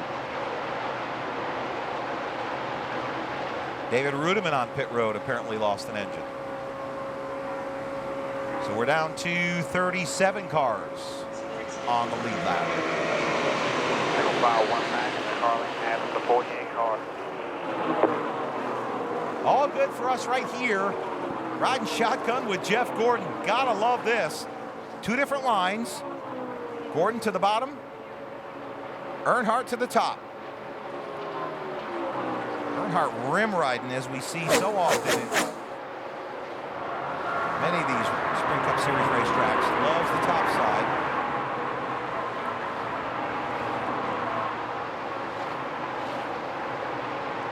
Single file 3 back, then about 5 car lengths double file.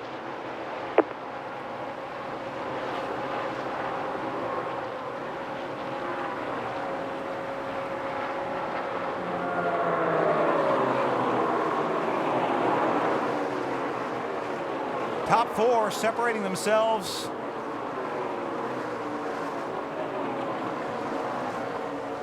By about 6 car lengths.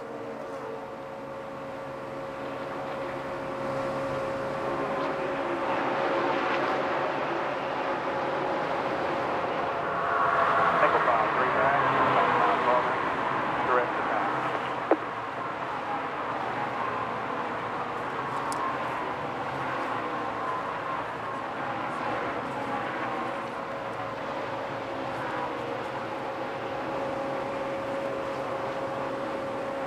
David Gilliland with another solid effort, riding in the 4th position. Give that team credit. Last car in our group right now. 38. And solid. Randy, I always think it's very interesting how Jeff Gordon is always aware and wants to be aware of all of his surroundings. Who's around him on the racetrack, who's in his pack, what's going on with a lot of different things on the racetrack. Very aware and curious about who is around on the racetrack. At all times. It's always one thing that struck me about Jeff Gordon is how curious he is of his surroundings all the time on the racetrack. Yeah, and you hate to ask a dumb question, so I ask it to myself. I wonder, I know this is simple, but you wonder why he wants to know that. What is he thinking in terms of why he wanted to know what the last car was? I mean, how does that affect his race, do you think? Well, he just wants to know right now where that guy's running on the racetrack. He's watching his rearview mirror, watching the 38 car, looking at, okay, look, does the 38 like to run at the bottom? Is he fast at the top? Wow. That may come into play at the end of this race. If he's looking for that 38 car for some help for any reason, he will have watched that car for all these laps, and he knows where he's fast at. 48 to the bottom. I don't know what happened there. I think 3 back, and the next group is about 2 back behind them. 48 just pulled over there. I don't know what that was all about, but that's an issue there where the 48 cars lost the draft there.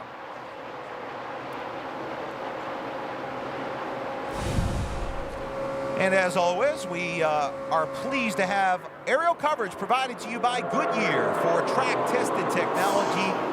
Get there on Goodyear Innovation.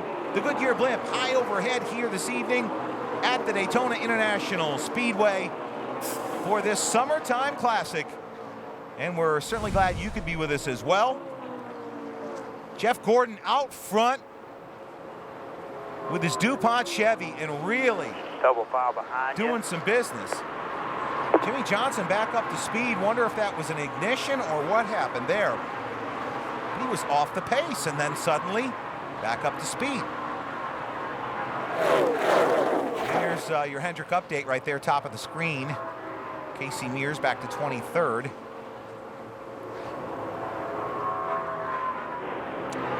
Single file, 3-9. This is what we can provide for you. We do each and every week. Blimp coverage high atop this historic racetrack. Has had the likes of Richard Petty, outside. David Pearson. Outside. The first outside. race. Got another young win outside. Gordon loses the lead here, or does he? Look at Gordon fighting back by himself on the bottom of the racetrack. 59 to go. Here comes his partner, Jimmy Johnson, still to the outside. bottom. What a race we're seeing for the lead here at Daytona. 2 by 2, and give credit to still David outside. Gilliland hanging in there. Surrounded by Chevrolets, the lone Ford sits third. Here comes Mark Martin to the bottom. Elliott Sadler in the mix. Mark Martin and Jimmy Johnson sort of bouncing off each other. Got help coming to you. Still outside. This is one heck of a race. Here comes the rest of the field. They're in play now. Not far from the green flag pit stop. 15 cars now, getting ready to hook up in the lead draft. Outside. Outside.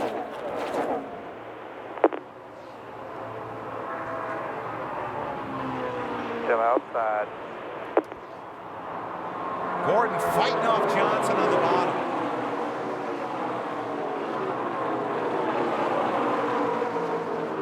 I'm coming to you, bumper.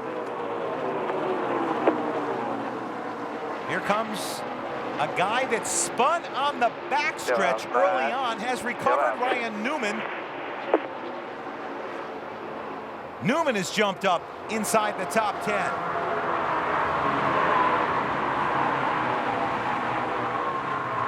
Hermie, we're seeing a hell of a race here tonight. Clear all around.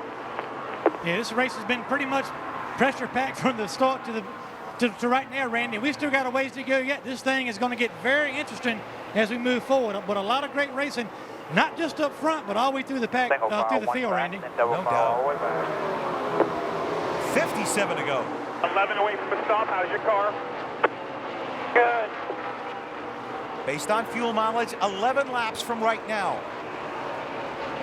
About lap 67 for a green flag stop. Will we get there, or will we see a caution? Have not had a green flag stop here tonight, but it won't be long. We're coming up on one.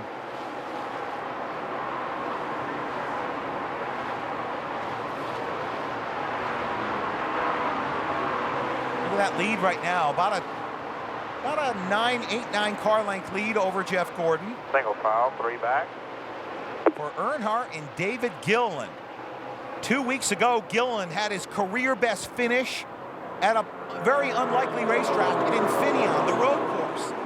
Gilliland finished second. I don't know what to do to tell you to help it. You know, I started getting a little bit tighter there, but I haven't lifted the throttle yet. Got it dead on the floor. Has not lifted. I mean, I don't know how we can free it up anymore. We get out front, you know, it's just too loose out front. Inside the huddle, that's what that is. Leave it where it is, then. Leave it where it is. It's like being inside the huddle of your favorite NBA team, NFL team. You're listening to the coach, listening to the quarterback. They're discussing their strategy, and you heard it from the man right there. Don't know what else you can do I've got the car to the mat. Car is handling one way, obviously Hermie out front. In traffic, they handle another way. And Jeff Gordon has to protect himself thinking, well, I think eventually I might be out front. We don't want to get it too loose. Well, what happens, Randy, if you're running out front, and you just said it, all the downforce, all the clean air gets in the nose of the car, plants the nose of the car, and makes the back of the car too loose. The front end is gripping actually too much. But if you adjust to that, once you get in traffic and you punched up behind the guy in front of you, and the air is going around the car and not on the nose, then you got the car too tight. You can't go anywhere. You got a four-wheel skate up the racetrack. So that's kind of the balance issue these teams fight on these kind of racetracks. They've got to really figure out where they think they're going to be. A little bit tight, never had to lift the throttle. Now I'm a little bit tight, getting in, a little bit tight, getting off. Just great stuff from Jeff Gordon communicating to his crew chief, Steve Letarte here.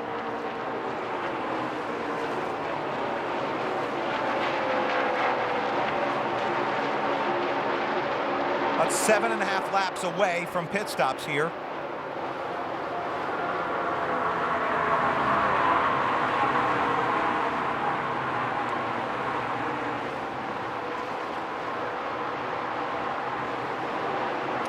Goodyear blimp overhead at the sporting event of the weekend here at Daytona International Speedway. Still single file, about 2 or 3 back. They call it the birthplace of speed. They started running here on the beach back in the early 1900s with speed trials before they ever went to the Bonneville Salt Flats. And then this race track was built as the very first banked super speedway back in 1958. They raced here in 1959. Lee Petty was eventually declared the winner of the first Daytona 500. They didn't have any video back then. They did it with still photography, and it took them 3 days to figure out who won in a photo finish. And here we are tonight, 50 years later,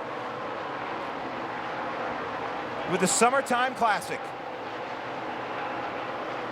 Certainly glad you could be with us here tonight on NASCAR Hotpass. And we have a yellow flag, and it's Elliott Sadler in the wall. Long green flag run, perhaps lost the right front. What a tough break for Elliott. Unbelievable, running up inside the top 10 to have that happen. He has had certainly an up and down year. Had a great run last week at Loudon, finishing in the top 5. Yes, if we're going to be behind cars, you might want to free it up just a little bit. Rack forward, you're right. out front. Where's it the loosest? Oh, right front. Just lost the right front. A little bit getting in. You know, it's mainly just when I put wheel to it, you know, when I get to the middle, it just really cuts in the front end hard. It really does the same thing when I'm tight, you know, it just pushes before I get to the middle. The middle's what's saving it. It really cuts hard when I get to the middle. Then as he starts coming out of the track, it starts getting tight again. 10-4, going to be open for the caution car. I need you for 4 tires, please. Closed now. Closed. And Elliott Sadler, upper right. You confirm that, right? Closed. Forward pit road is closed. Walks out of his race car dejected and Give disgusted. it to the inside there, Jeff. That's where you hit the wall right there. There might be some rotors in there. One more time around. It's still closed.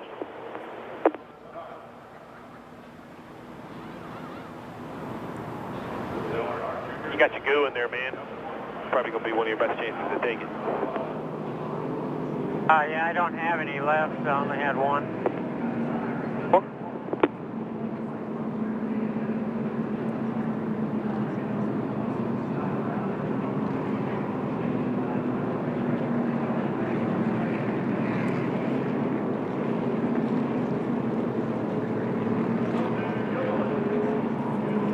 Road is closed. We're under caution.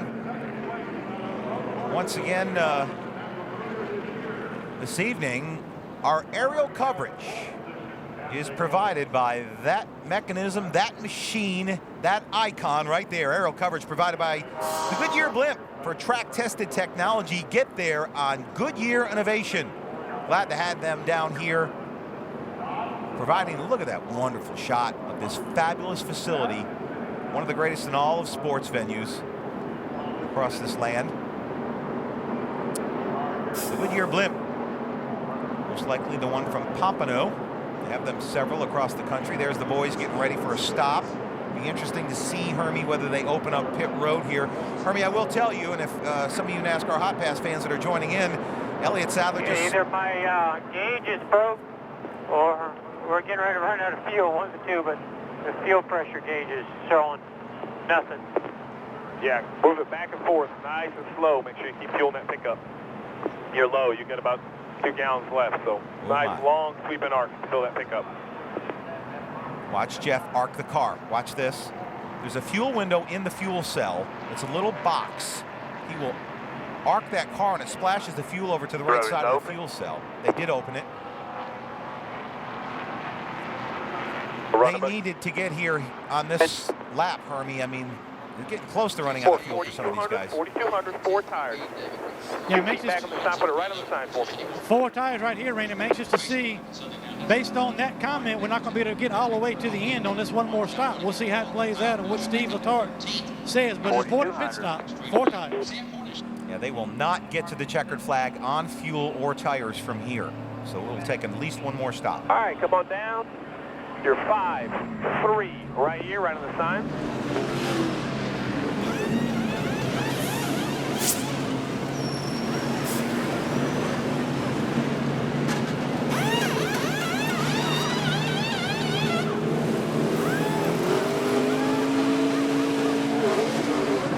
Out there, 12 coming. Get out there, get out there. Here he comes. 4,400, 4,200. Sorry about that. Whoa! Jimmy Johnson again in front of his teammate. Jeff is dodging bullets on pit road here. Nearly lights the fireworks early. I want to say 4,400 all day, don't I? Well, we've seen it all here this evening so far, and the fireworks are yet to come. Back to Daytona here on NASCAR Hotpass. You ride shotgun with Jeff Gordon. What your engine feels, you feel. And when it's running clean, you feel it. Which is why Pennzoil Platinum has active cleansing agents to clean out up to 46% of sludge in the first oil change. That's 3 times better than the leading conventional oil. Pennzoil Platinum Motor Oil. Our ultimate clean for your ultimate feeling. Not just oil, Pennzoil. Pennzoil Platinum, just $3.98 a quart for a limited time at Advance Auto Parts.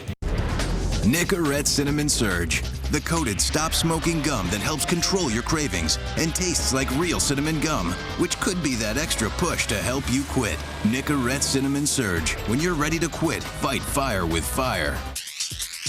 Taste the flavor, calm the cravings, and quit smoking with Nicorette Fresh Mint, Fruit Chill, and Cinnamon Surge gums. 3 great Nicorette flavors that may be the extra push to help you quit.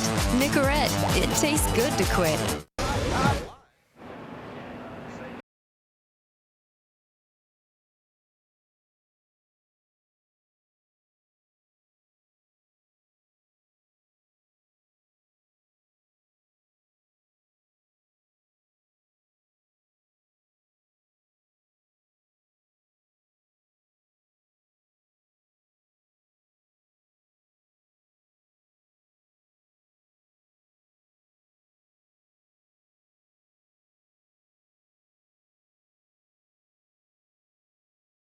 Sure. Here at Daytona, 48 laps to go, and it raises the question if some of these guys can save some fuel under caution. Hermie, do you think it's even possible for us to have seen somebody on pit road for the final time? Matter of fact, there's some guys topping off right now.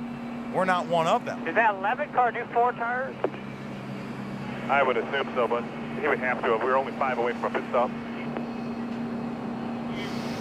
Randy, I think you're right. Some of the guys, especially in the back, they don't have that much track position to give up. Certainly, probably coming back to top off. As soon as this thing settles down, I'm going to get a word with, try to get a note up to Steve Letarte and ask him exactly how close they are on fuel. Yeah.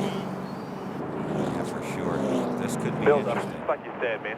You know, you build it to the right rear when you lead, build it to the right front when you're following. That was the first time we've seen it to the right rear.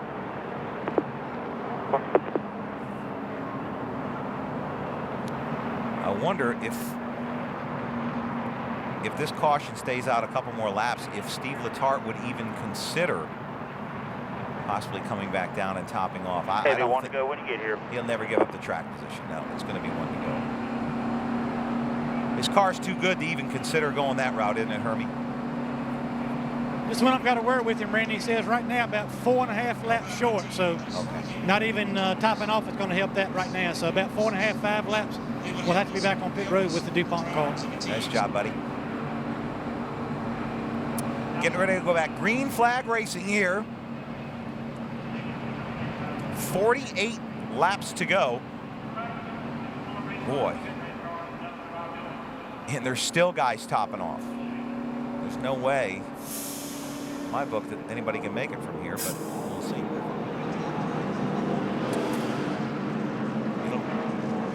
Hey, did you save me any right here, bud? A little.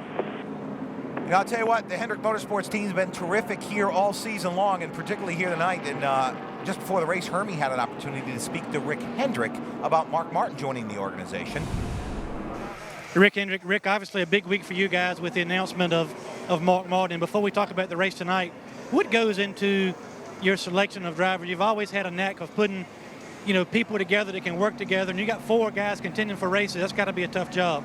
Well, you know, it is, and, you know, I get a lot of help from the crew chiefs and our drivers, and you got to have someone that fits and will work with the people you have, and it's got to be an addition and, you know, add to the other teams rather than something to distract from the team. So we put a lot of effort into it, and we've had Mark in the Busch car, and he's just a, you know, fun guy to work with, and really just think the world of him, and he is an unbelievable talent and a great physical condition. So his knowledge of the cars, I think it'll help all of our teams. So we're pretty pumped up about it. Talk a little bit about your race teams as a whole. Last year, you guys couldn't seem to do anything wrong, and this year it's been a struggle. But I've admired the way your guys have just kind of kept their nose down and worked their way through their problems without a lot of fanfare. But they're getting back to where they're going to be contending for winning every week. Well, you know, I think we spent a lot of time getting that old car where it needed to be to win the championship. We actually went to Homestead with 4 new old-style cars that we knew we were going to, 2 of them never even hit the track, and 2 that we were not going to run anymore. And so we got behind it. These guys outworked us, and they don't make any excuses. Nobody stands still, and we thought we were better than we were. And, you know, I think we were, you know, not as good as we looked last year, not as bad as we looked the first of this year. But the guys worked hard and went to work, and we're getting there now, and we're leading a lot of races and position to win a lot of races. And that's, if we're going to be, you know, getting into chases when we really need to do it. So it's very competitive. You know how it is out here. But I think we're in good shape. I feel good about where we are. We're gaining on it every week, and having all 4 cars up front, you know, that really makes you feel good. And right now, knock on wood, nobody's struggling. So, but it's a everyday who's going to outwork the other guy. And you, Randy, if you know if anybody's going to work harder than Hendrick Motorsports, I don't know who that is. They've done a great job this year of getting all 4 cars in position to win.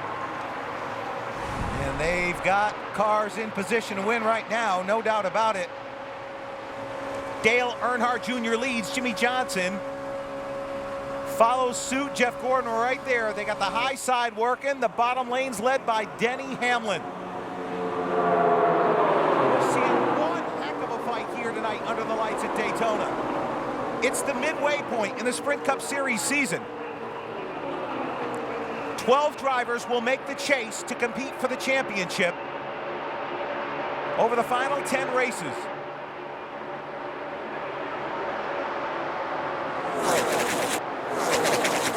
Races to go after tonight before we get to the cutoff.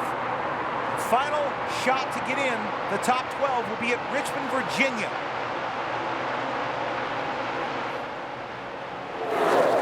Next week we're off to Chicago. Randy, good timing on that piece with Rick Hendrick. Beautiful. 3 of the 4 Hendrick cars on the outside battling for the lead, but Denny Hamlin on the bottom, pulling out. But watching these Hendrick cars to try to battle their way back on the outside. Dale Jr., Jimmy Johnson, Jeff Gordon working the high side. Gosh, just been tremendous. The mixing, I mean, it's just been a tremendous race up front. And imagine all through the field.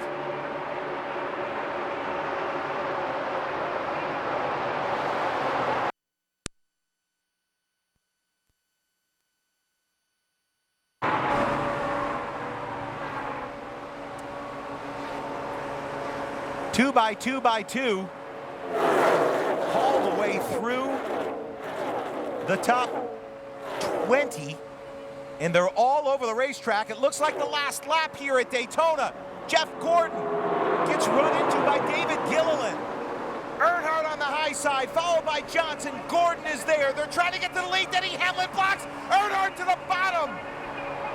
Jimmy Johnson takes the middle. What a move by Earnhardt. Gordon's got to get out of the throttle. He goes to the high side. They're 3 wide here at Daytona. Say what you want about this race car. It is providing great action here tonight. This car is taking its lumps in the press. Drivers have complained, but we are seeing a fantastic race here at Daytona. Wow.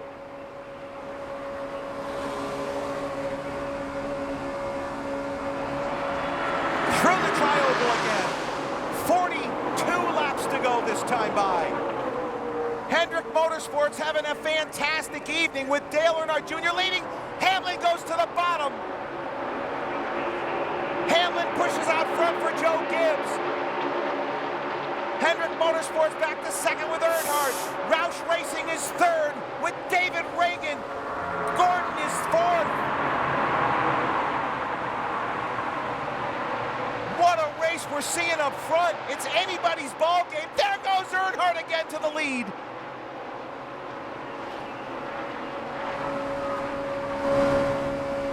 It's everything you want.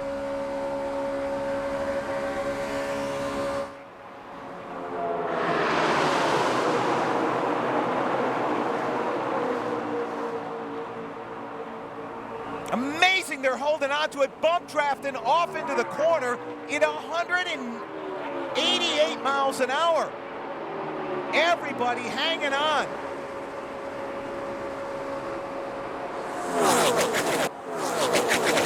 Best drivers in the world at one of the most famous racetracks in the world going at it tonight. The 50th running of this race. Denny Hamlin out front. Won here in the Nationwide Series race last night. Out front for Joe Gibbs Racing. David Reagan, one of the young rookies, is up to second for Jack Roush, looking for the lead. They're all over the place. They're 3 wide.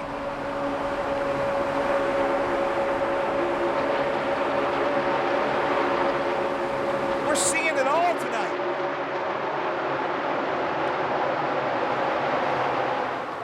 Hendrick Motorsports is lined up now.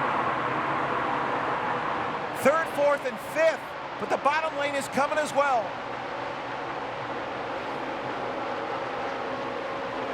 David Reagan up there looking for a push from Junior. Gordon to the bottom, following Dale Earnhardt Jr.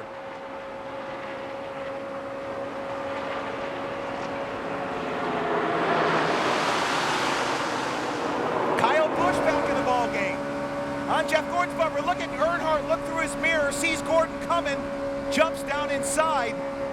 Earnhardt is stout here tonight, so is Jeff Gordon. What a race, 36 cars on the lead lap. Oh my. Reagan gets into us a little bit. Is on board with Earnhardt, who goes back to the front to the delight of this partisan crowd here in Daytona Beach.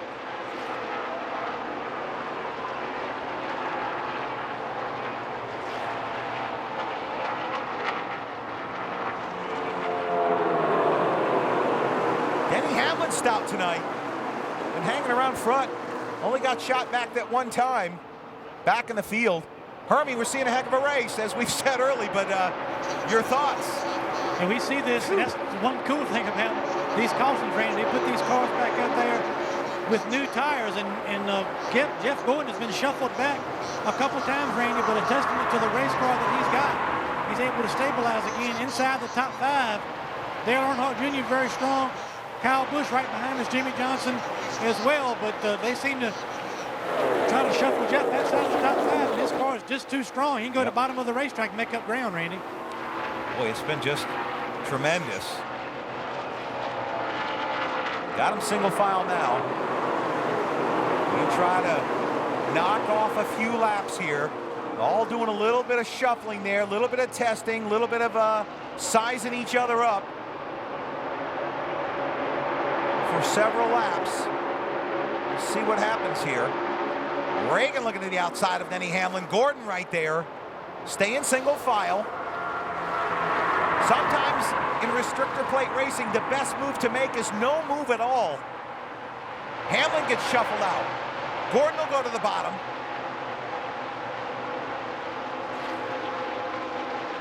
Wow. Earnhardt Jr. has been solid tonight. Look at Hamlin and David Reagan going on it. Gordon goes to the high side. You hear him back out of it? Caution is out. Oh, and they're wrecking back there. Guys, watch out. And it looks like Jeff Burton, one of our Hotpass drivers, has gotten into the wall. Tight here, guys, in the back like this.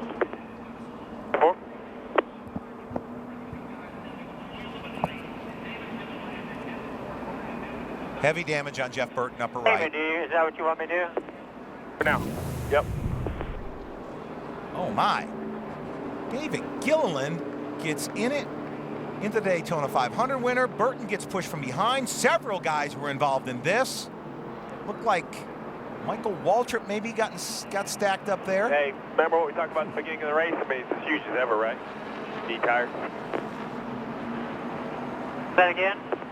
Handling is as big as ever here, correct? Yeah, and it goes away pretty fast. Four tires when it opens, guys. 4 tires. Wow. Want me to come no matter what, or just only if they come? What? When it's open, I want you to come no matter what. I think it's a great move. Not that I would ever second-guess Steve Letarte, but it's a great move right here, Hermie, with 36 to go. Get your tires, and they're coming. Yeah, he'll get 4 tires, and we will be able to go the rest of the way. We're going to drive by 4 tires and go win the race. We'll be able to go to the rest of the way, and he's opting for 4 tires, knowing that he's probably going to lose a little bit of track position. We will see a couple 2-tire stops here, Randy. But we're putting 4 on the DuPont car. We can't get that on our grill. I'll tell you, with 30, come on down. 4 laps to go. Come on now, 5, 3, right here, right on the sign. I don't think you can win this race with anything less than 4 from here, for sure. But also, if you pit it again, Hermie, you could perhaps take on right sides if necessary. But we're doing 4. Get out to the grass. Get to the grass. Get to the grass. There you go. Probably best stop of the night, Randy, on pit road, 13.7. Wonderful. Jimmy Johnson has been in traffic all night on pit road. He's been all over the place. That's the way to shake it off earlier, guys. That's the way to have a good stop at the end. Yes, Great sir. job, gentlemen. Stay loose. Still 35 to go. Tires don't matter. Make it from here? Yes, no problem. Not even a problem from here. Easy. I hate to say it, we're sitting pretty right now with fuel, track position, and 4 fresh Goodyears. Hermie, we're in good spot. And Randy, you bring up a good point. If we do have to stop for some reason at the end of the race, for any reason, or a green, white checker or whatever, having 4 tires, it gives us some flexibility to do right sides if we need to, but we should be done for the night on pit road, Randy.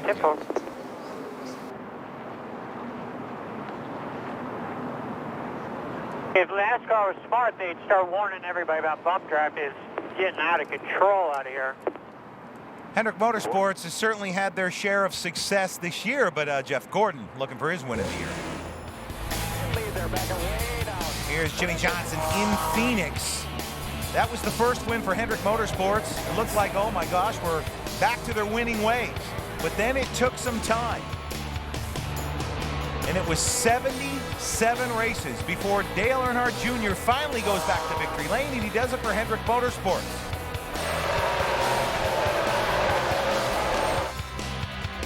The Dale Jr. Nation, very happy. They went on fuel mileage, but how about Jeff Gordon? It has been, it's been some, I guess 40 some races, 28 starts since Gordon has won. Back to October of last year. Hendrick Motorsports at the forefront of the sport and has been for quite some time. Statistics, 10 wins here at the World Center of Racing, third most among all owners.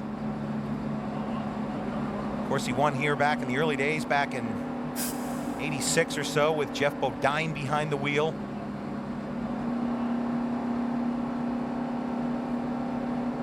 One of the first. A lot of people have driven for Rick Hendrick, some quality drivers, Benny Parsons, the late Tim Richmond, the late Benny Parsons. A lot of great drivers in the past. Jeff Bodine won the Daytona 500 down here. Of course, Jeff Gordon has never driven for anybody else in this top level of NASCAR.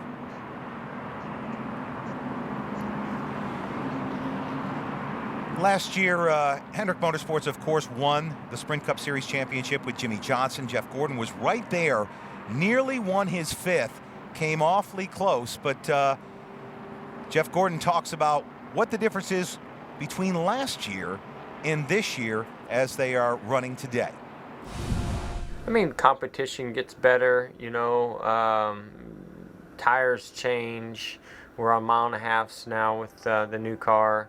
I mean, there's, you know, a lot of things, you know, that are factors in there.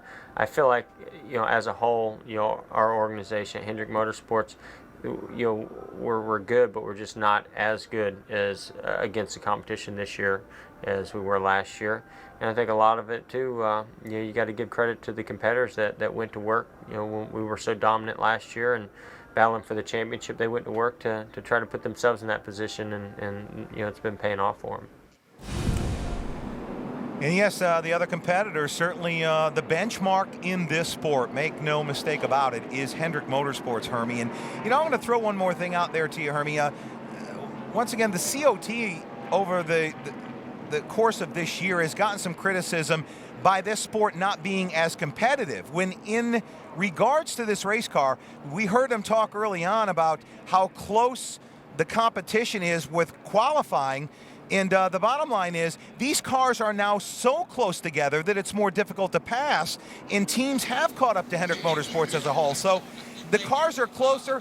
They're having a more difficult time passing, but I think overall it's going to make the sport more interesting. It just might take another few months before they sort these cars out.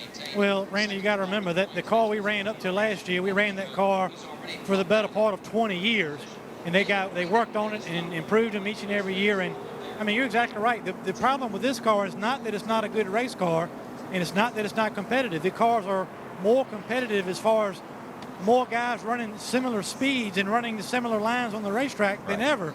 The problem is, as you say, when you start trying to make passes and trying to figure out how to get around on the racetrack, these cars just push such a big hole in the air that it's a very turbulent air around this race car. It makes it difficult to pass on the racetrack. But first full season with this car, Randy, they'll continue to work on it, tweak it, and this is a much better race than we had, in my opinion, in Daytona in February. So as we go to these racetracks, it will continue to evolve and get a little bit better, and NASCAR will work with the teams to try to figure out what we need. But right now, tonight, we just couldn't ask for a better race. It's been competitive from the drop of the green flag. And we're getting ready to go back. Green flag racing could have been the final pit stops here. We might be running for the money right now. 32 laps to go. Green flag at Daytona. Let's listen and watch right here on NASCAR Hot Pass.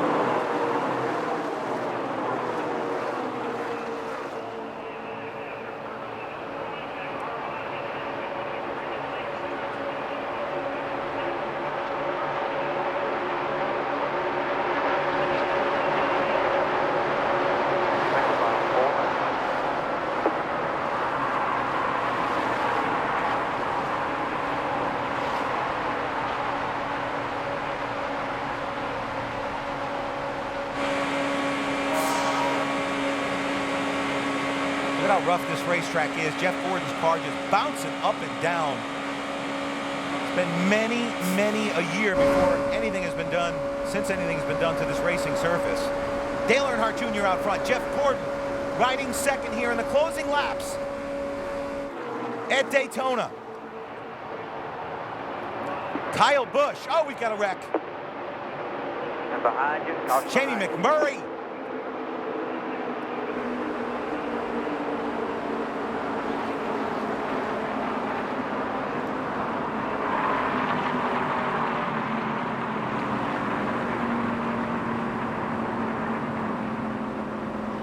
Where's Jimmy at?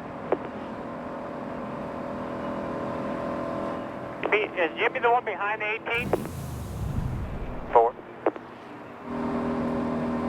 That could have been a bad wreck right there for Jamie McMurray. A car going that fast sideways. That could have been Stay out here, but stay out. That could have been 8 barrel rolls. It just didn't happen. One Thank thing goodness. we need to keep in mind is the way that restart happens. Say you were 10 on back, you're never going to see the leaders. It's going to take 7, 8, 10 laps to get the field back together. The way they get strung out. Yeah, I don't want to come in. Wow. 10-4. We'll see what happens here, but I believe we're all done seeing you. You got 29 to go right now. You go way good on fuel. Just do the best you can. Hermie? We've seen the last of Jeff on pit road, but I don't know if you saw Jamie McMurray going through the grass on turn 1, but how that car did not turn over, just amazing. Well, two things. The end plates on that rear wing, Randy, really keep that thing on the ground, as well as one of the reasons why on racetracks 1.5 miles and longer, we run the right side window to not allow air to go all the way through the car and lift the roof off the ground and lift the car off the ground. So that's a product of NASCAR's safety developments through the years. The right side window and those end plates on that rear wing really go a long way towards stabilizing that car when it gets out of shape. So those are two factors that really helped it stay on the ground, and very fortunate was Jamie McMurray. Yep. Wow. I'll bet he was thinking he was going for a ride there. He did go for one. He just kept it on all fours, and thank goodness he did. It runs up and we'll stay out. We're going to stay out. We're talking on one another. Steve, what'd you say? Pit road is open, and we will stay out. 10-4.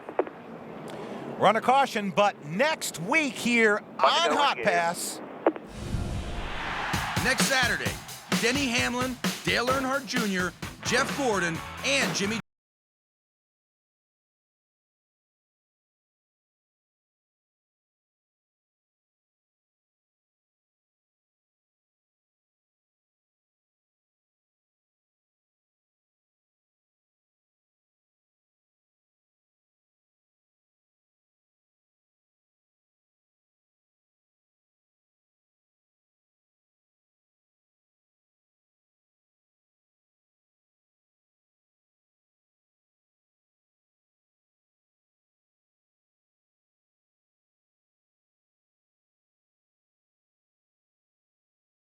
in Joliet. We're going to have some great action for you on Saturday up there, right here on NASCAR Hot Pass. We're certainly glad you've joined us here this evening. And those of you that have been with us all last year, as well as this year, we certainly appreciate your patronage. Yeah, behind a 44 coming to the outside. He's about 10 back or so right now. Appreciate you being up with us and on board all season long. For those of you that have joined us here on our Freeview here tonight, this is what we have for you next week. Denny Hamlin, Dale Earnhardt Jr., Jeff Gordon, and Jimmy Johnson at the beautiful Chicagoland Speedway. Well, we've seen Jeff Gordon for the final time on pit road here this evening. But let's take a view from him from our high above the track from Goodyear.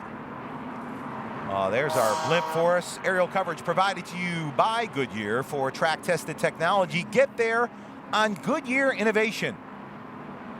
There's the shot high overhead from the world's center of racing. We've had a great race here this evening. It's been a big celebration down here. Celebration of fireworks on the boardwalk down here. We know that you and your family have been together all weekend long. We certainly hope you've enjoyed your 4th of July weekend. And once again, we're so glad you've joined us here tonight on NASCAR Hot Pass as we get ready to settle it with 27 to go. Green flag coming out.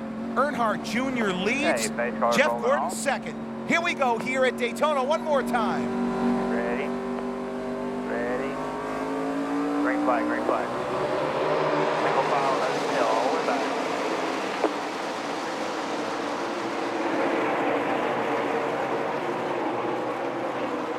Looking around back there. Wow.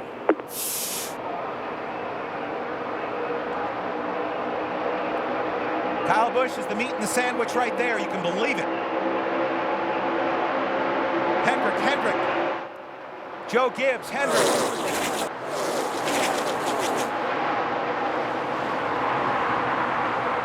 Just about 3 wide. They touch. Kyle Busch touches with Johnson. Double foul all the way back. We're seeing it all here tonight, folks. No holds barred here at Daytona. The midway mark in the season. Everybody wants to win this one. Here comes Mark Martin back in the mix. Jeff Gordon goes to the front.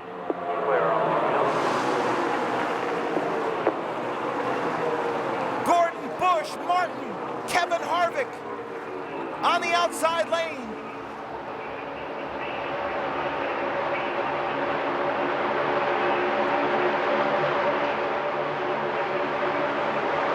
Harvick to the high side of Martin. Single file, Ducks back in.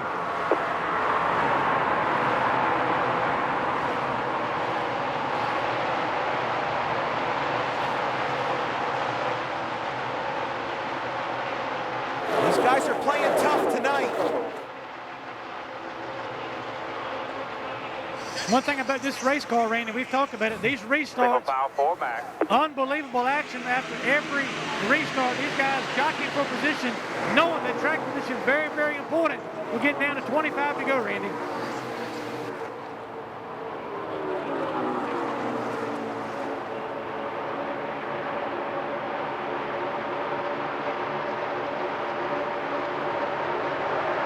Gordon out front. Kyle Busch leads the points. In second, Mark Martin.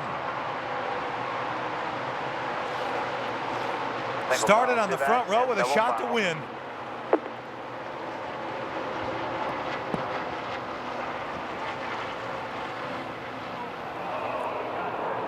Oh my.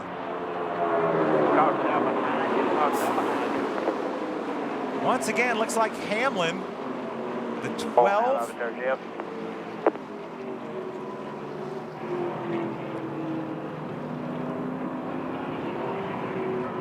Ryan Newman, Daytona 500. Hey, I don't see how I got a rear bumper left on this thing after 18 got a hold of me. I have to agree with that. Didn't have a choice. I wasn't even trying to pass the 88.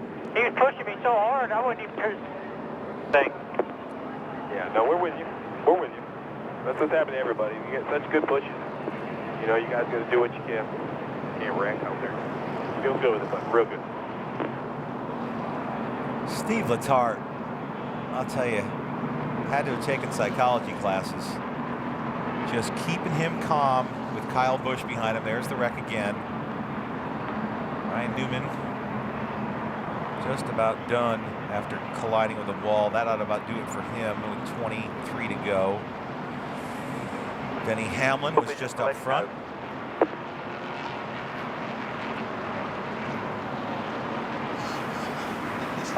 Hermie, the psychology of this, I dare say. Hang on. We're going to stay out, please. Stay out. Going to stay out. 23 to go. Be interesting to see who hits pit road here.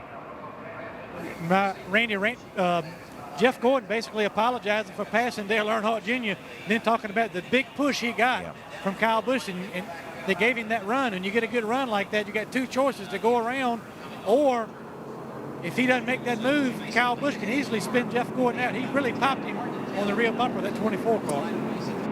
I think the point, though, also that I want to make, and as good as Kyle Busch is, and everybody touts his prowess as a driver, he's a guy that you really would rather not be running second. Am I correct? I mean, it's almost like anybody but Kyle to be on your bumper.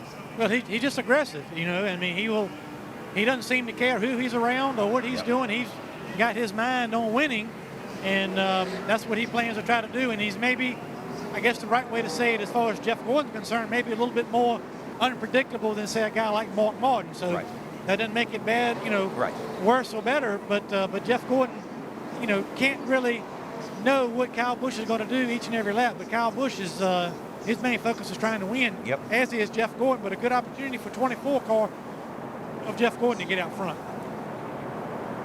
Well, we've had a few guys hit pit road here. Take this opportunity to put 4 tires on. Jeff Gordon, by virtue of what Steve Letarte decided, they both concurred. They're going to go ahead and ride this one out. Stay out there with the tires they have. Kyle Busch is with them, several others. They've got what they've got now. They've got track position. They won't need fuel. This is it.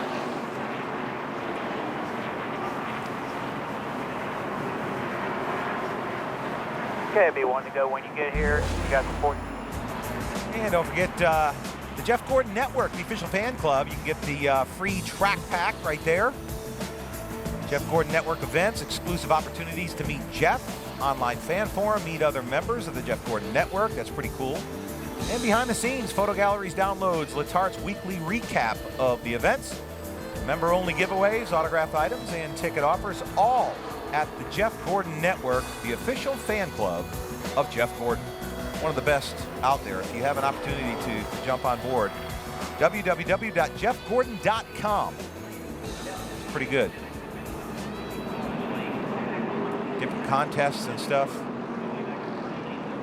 Lights are off there on the pace car. What a night. It's had a little bit of everything.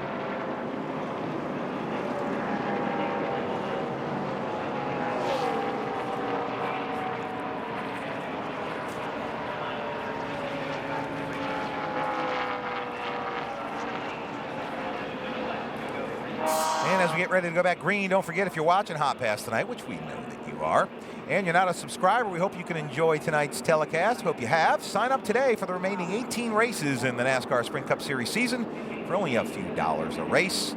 Call 1-800-GET-SPORTS or visit us at directv.com/Hotpass. Join us, won't you? Next week we're in Chicago. Maybe no fireworks, but you can bet there'll be a lot of action right here. Once again, we appreciate everybody at Hendrick Motorsports for letting us jump on board with them this evening. Riding shotgun with Jeff. So Denny Hamlin got in a little trouble. He's on channel 790 and 795.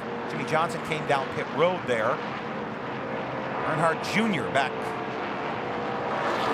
the pack a little bit. So first few guys stayed out, including Mark Martin, who runs third. Getting ready to go back green flag racing. Will we go from here to the checkered flag? If we do, that will benefit Jeff Gordon. 21 to go at the stripe. Let's see if this settles it. Green flag's coming out here at Daytona.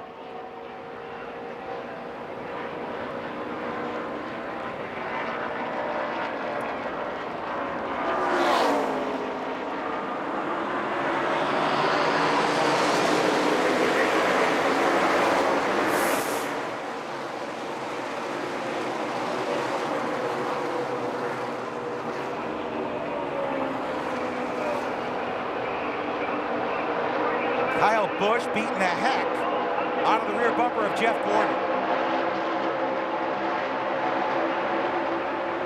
I got a feeling Mark Martin wants to slip in there and separate Kyle from Jeff Gordon at the very minimum. But then again, Mark wants to win this himself as well.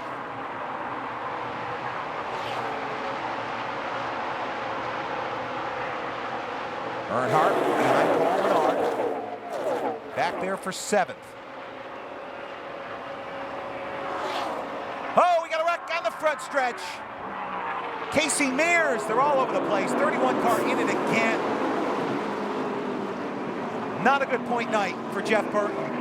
Gonna take him out.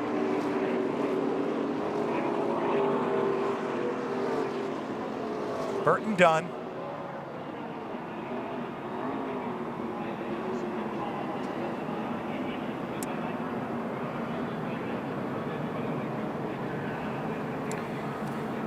Well, they were 3 wide back there, and it looked like David.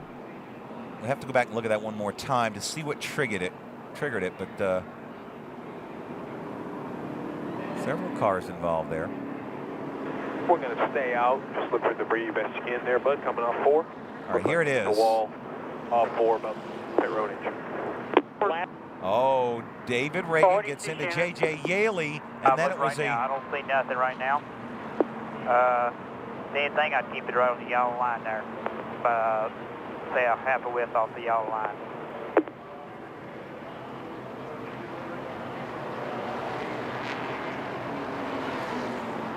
Looked like Yaley got loose on the bottom and then got hit by Reagan. So J.J. Yaley in the 20 car. And they sent everybody scattering. That's amazing that it was only a couple of cars in that as well.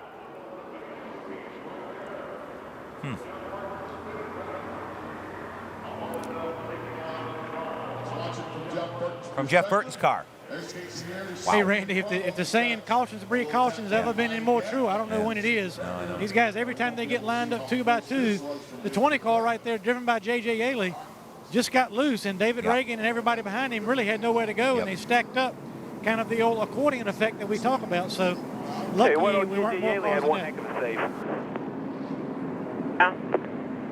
That's kind of what caused the wreck. He got bumped, and he did the big power slide off 4. And as they all started lifting, they finally chain reacted back. But it was a nice save.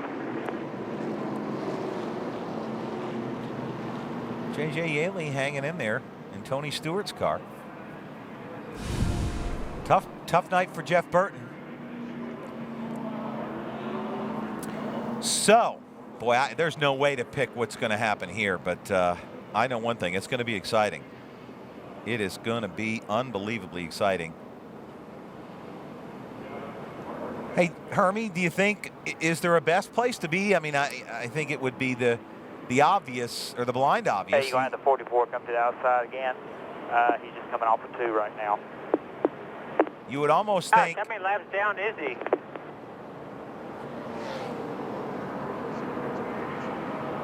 Hermie picking up some information down there on pit road. We'll get back to him in just a moment. But the question, you have to wonder if it's best being out front, or would it be best being second, or perhaps even third in this type of racing. To go when you get here. Oftentimes, leading isn't necessarily always the place to be, but I think Jeff Gordon would take that for now.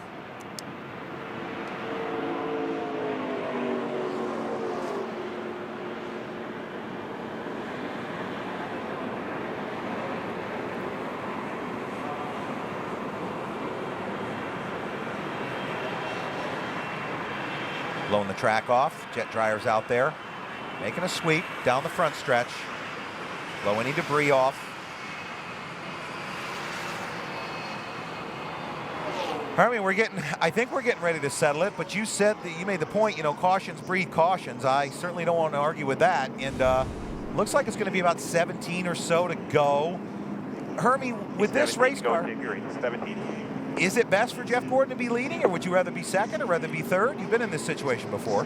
Well, Randy, if you'd asked me before the race started with about 15 to go, I'm not sure I'd want to be leading because, you're really, the guys behind you can judge from what you're doing and go somewhere else. But the way we've seen this race play out tonight, especially with these restarts and cautions, I like where Jeff Gordon is. I also like the fact that the 18 car is behind him, and also more than that, like that Mark Martin is behind the 18, because the 18 car of Kyle Busch has got to know if he makes a wrong move outside or in, Mark's probably not going to go with Kyle Busch. He's more apt to go with Jeff Gordon, being that he's going to be a teammate if he is next year. So the 18 car, if he wants to stay in second, I'm not sure if he pulled out that Mark Martin would go with him. So Jeff Gordon right now out front in a pretty good spot, Randy. That's a great observation, Hermie, and I would have to concur with you on that. When the 18 car makes a move, if it is Mark behind him, I would have to agree that Mark's going to go with Jeff.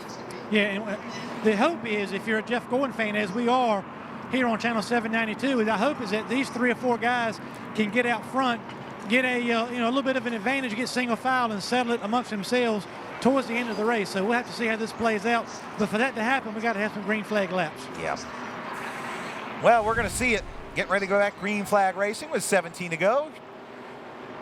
Chevy Corvette pace car getting ready to make the hard left, and let's see if we settle it this time. Will we see fireworks one more time before the fireworks? Have a chance of it. Still single file.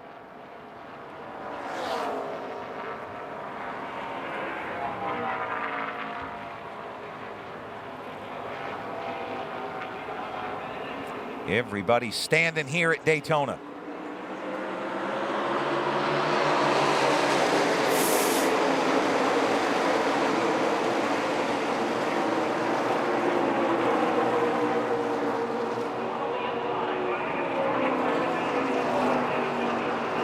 Goodyear blimp providing these great shots overhead. Paul Menard going backwards on the high side there, off the back of Jeff Gordon's car.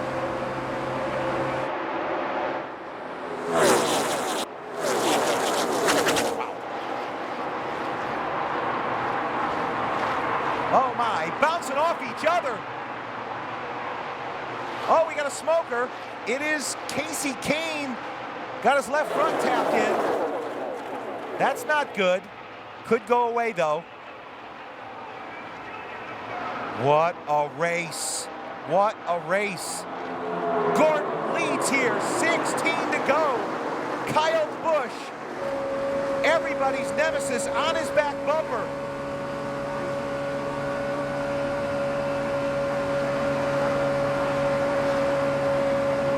Earnhardt, here he comes. Earnhardt now on Kyle Busch's bumper. Matt Kenseth comes to the front. Mark Martin digging for all he's worth back there for 5th and 6th. Kevin Harvick, Daytona 500 winner of last year.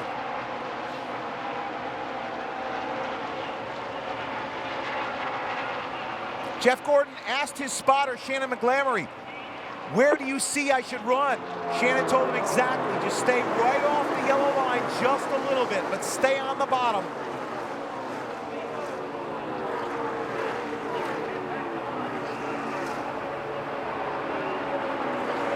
Anybody's race here with 15 to go.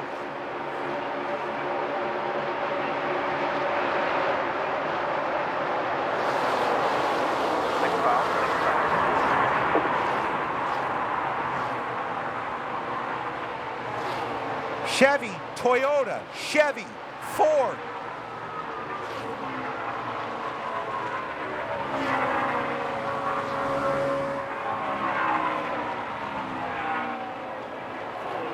Single file, 10 back. Casey Kane falling back in the field after that tire rub.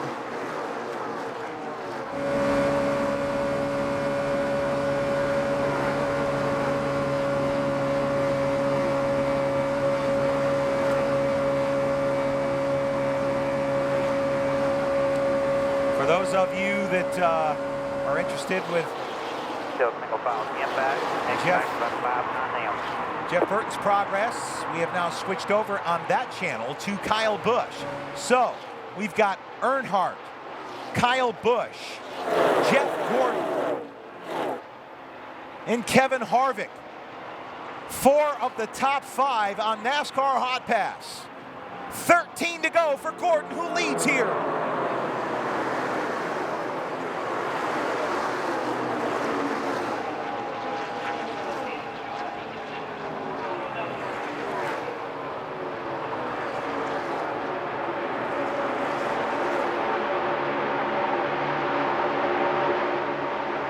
Earnhardt trying to high side.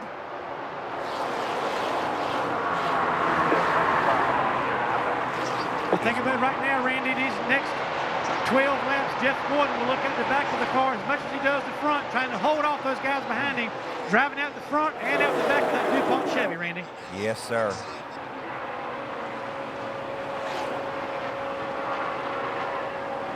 A few guys came down and got fresh tires on the last. I wonder if they'll ever get there. Jimmy Johnson, one of those. He's making his way up. But it's going to be close. All the guys that are up front at the moment stayed on the racetrack. Been out here for somewhat 36 laps for Gordon. Jeff Burton goes to the garage. You Jeff Burton fans.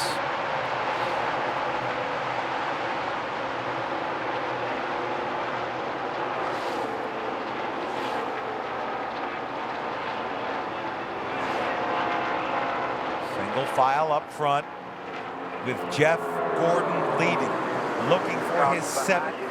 Oh, yellow flag.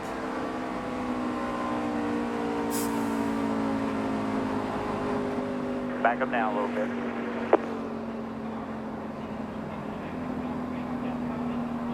Boris Said goes around.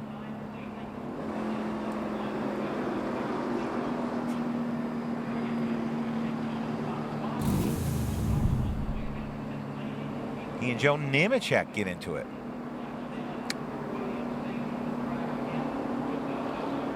Tough break for Boris, making an infrequent start here. Go, bud. There'll be 10 this time by 10. I want you to stay out, please. 10-4. What's the different group behind you? Yeah, you're going to have the 18, 88, 17, 29, and 6.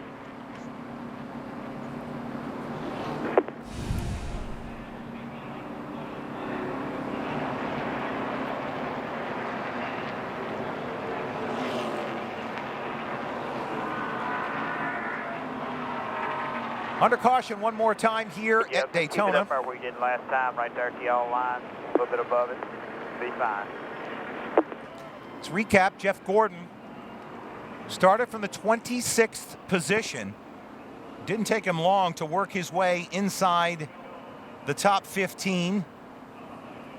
And then got shuffled back on an early first pit stop that didn't go their way, but quickly drove it right back to the front. Hermie, we knew early on in this evening that Jeff Gordon had a good race car because of his attitude and, you know, the way his voice was. He certainly communicated to his team that they had something special here tonight, and it's showing. Yeah, he's from the drop of the green flag. Even though that first pit stop, if you think back to the beginning of this race, first pit stop not very good, but they didn't panic. He drove back up to the front again, and he's had a fast race car, Randy. But let's not underestimate the job that Jeff Gordon has done to drive this car to the front. And on these last couple of restarts, keep the 18 and the 88 at bay behind him. He's doing a heck of a job all over this racetrack, not only watching where he's going, but trying to look ahead as to what the guys behind him might be trying to do and to block those paths, try to keep that car up front, Randy. Heck of a job so far. No question about it. And unlike Formula One racing or open wheel racing of the IndyCar series and so forth, blocking on this type of a racetrack is certainly permitted as long as it doesn't, you know, stack up the field and wreck everybody. I mean, it's perfectly legal. And Randy, one thing we want to keep in mind when this next restart coming up, hopefully the last one, you know, we'll be inside of 10 to go. It'll be a single file restart. That's a good thing. But let's keep an eye on that yellow line at the bottom of the racetrack. At this track, that yellow line is out of bounds. You cannot go below that yellow line to make a pass at this racetrack. It is considered out of bounds. Also, you cannot block somebody and force them to go below that yellow line. So let's just keep an eye on that and make sure that nobody has issues with out of bounds. The only two tracks on the circuit we have that here in Talladega. 9 laps to go, Daytona, restart. These guys are going to be finding every way they can to try to get to the front. So Jeff Gordon's got to protect the bottom of that racetrack. Should be fun to watch. I'm nervous, I know that. Another lap around. Our bus will be 8 to go when you take green. I'll be quiet until 5. I'll give you 2, and I'll give you 1. Do the best you can, man. Have fun with it. The 26 coming to you outside the start-finish light now. He's about 10 back.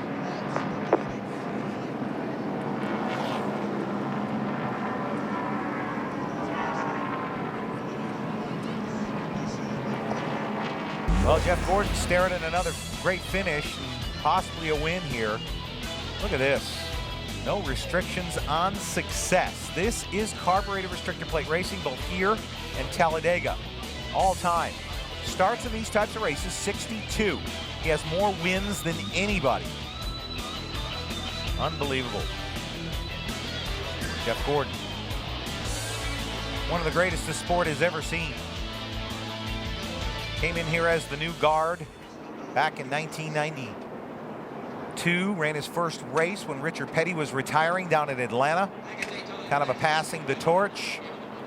Won his first race at the Lowe's Motor Speedway back in 94. And since that time has won 80 more. One of the most prolific race car drivers this country has ever seen.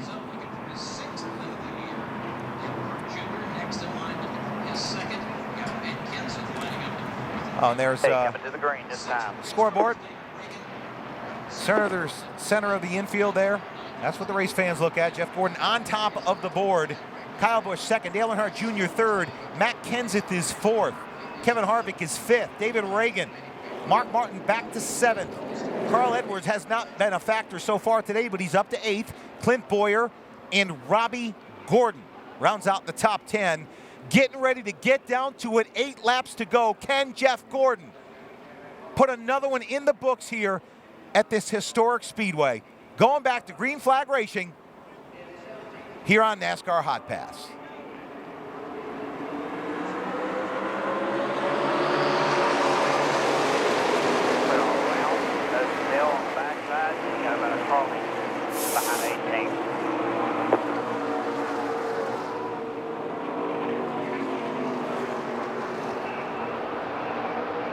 Okay, he knows his hill, 6 back.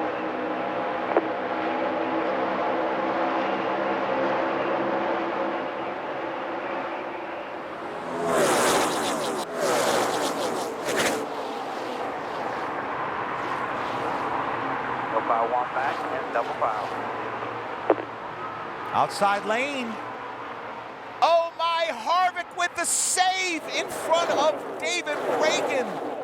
We have seen some unbelievable saves here tonight. Single file 1 back. He all but wrecked it.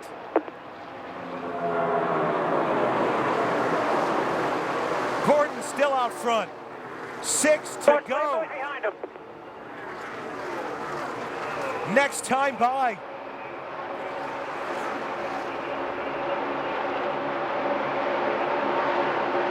We're watching right along with you, folks. This is some kind of finish. Hear the tone of the voice of Gordon's spotter, Shannon McGlamory, keeping him calm. Steve Letarte said, I'll let you know at 5, then 2 and 1. Gordon still out front. Kyle Busch second. The outside lane trying to get a run. Still single file 1 back, double file all the way back.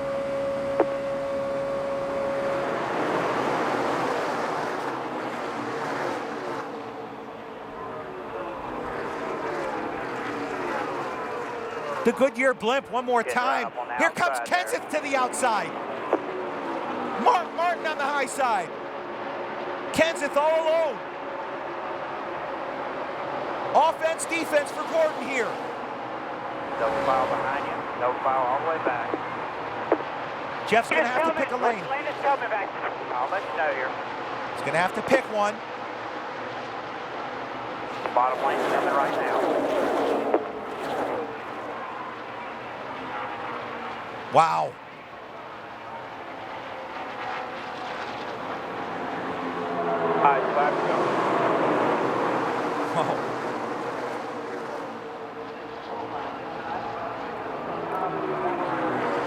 Unbelievable race.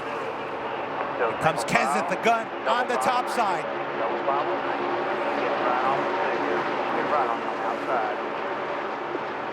Look at Jeff going to the high side. That's the right thing to do. That's what Dale Earnhardt Sr. taught him. He's got to pick a lane here, though.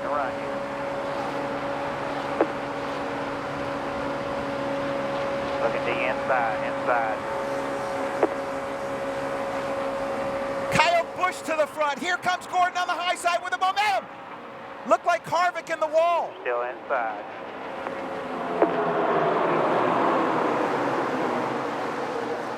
Kyle Busch, Carl Edwards on the bottom. High side is Gordon, along with Kenseth.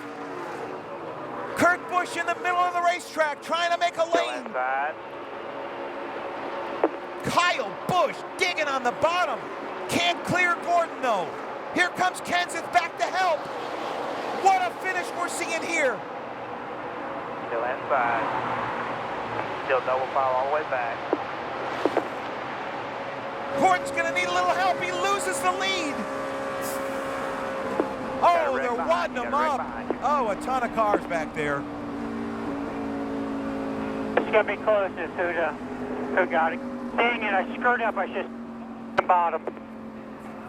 Boy, I believe you're second. I believe you're behind the 18. Jimmy Johnson involved back there. Paul Menard. Okay, bud. We're going to get a shot at it right here. Green, white checker. Just do the best you can, man. You know how to do these deals. You're about hiding that 150. From the 99. There's the wreck back here. Front of the 99, right? Oh, my. Looked like Blaney got involved. There's everybody all over the place. Man, David Rudiman, after getting back on the lead lap, he's involved. What a mess. Major power if you want to shut down all the electrical load on this next restart. David Regan. Regan Smith. Here it is, center of your screen. Blaney just gets shot out of the pack, hits Jimmy Johnson. Harvick just gets missed. Rudiman gets dumped. He gets into Hamlin. Behind them, J.J. Yaley, 15. Crazy stuff. And we, Hermie, are probably going to go green-white checkers. Yeah, definitely going to be a green-white checkers, and going to be kind of exciting stuff. But that 18 car, Kyle Busch, is absolutely a strong race car, and Jeff held him off as long as he could, saying after the pass maybe he should have stayed at the bottom, but that 18 car could make passes on his own. Very tough to do. It's going to be interesting to see what happens on this restart as they stop the cars on the racetrack, Randy.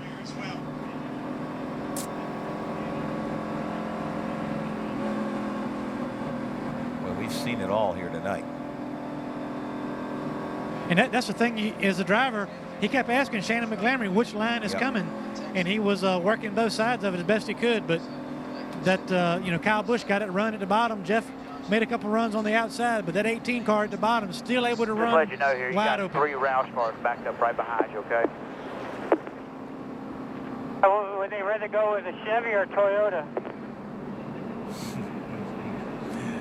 That's a funny that's a funny line right there. Jack Roush has been very outspoken about different car manufacturers. Do I get a vote? No, I don't count.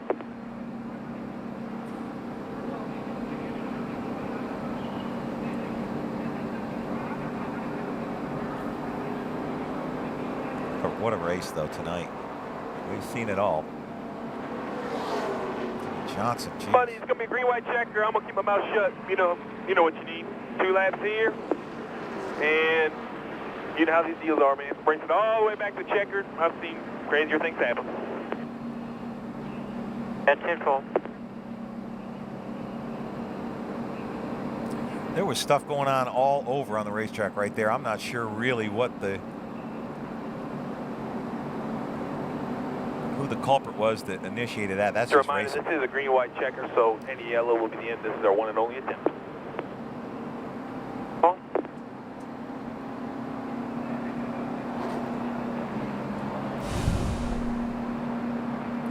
believe that's Greg Morin, pit crew coach right there, Hendrick Motorsports. Used to work out with him a little bit in one of the gyms. Let's take a look back and see how we lost the lead here, because looked like we were sitting good. Here it is right here. Try to tell you what's going on back there. Got the lead. Jeff's having to pick lanes because here they come. So he picks Kenseth on the high side. Well, the problem is Matt got way too wide, and the 18 car got the run. And they got all bottled up back there. Mark got squirrely. behind Matt Kenseth, and nobody could come back and help Jeff back to the front. So Carl Edwards got to come up. Carl pushed the 18 car into the lead, and we are going to have a green flag, a white flag, and a checkered flag. So perhaps might be a handful of people that don't know about the green-white checker rule, Hermie. But oh, here's a bunch of jibber jabber behind you. I think it's going to be what it's going to be, man. Come to the green. Green-white checkered rule, Hermie, it's come about over the past few years in the sport, and they applied it to the Sprint Cup Series. They got one shot at it. Yeah, Randy, you know, the fans pay a lot of money to want to see a green flag finish if we can make it happen. So NASCAR says we'll take one attempt at a green-white checker finish. We don't want this race to finish under caution unless we can help it. So they're taking one attempt. They go past the advertised distance for this race. They'll come by and take the green flag. If they do not have a caution, they'll take the green, then the white, then the checker. The race will be over. But anytime during this segment, Randy, if the caution comes out, the field is frozen and the race is over. So they'll take one attempt at a green-white checker. So this will be the last restart. So, little bonus coverage for you here tonight at Daytona. As if you haven't seen enough fireworks, Jeff Gordon needs to get by the 18 car, but more importantly, he needs to bring this thing home. A second place finish will go a long way to helping to secure Jeff for the championship chase. He certainly would like to win. Hasn't won since October last year, 22 races, but bringing this thing home is the most important. Lights are off on the pace car.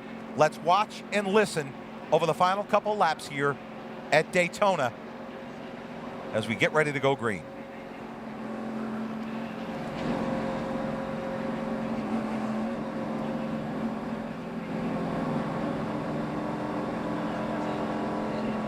Lay it back a little bit on you.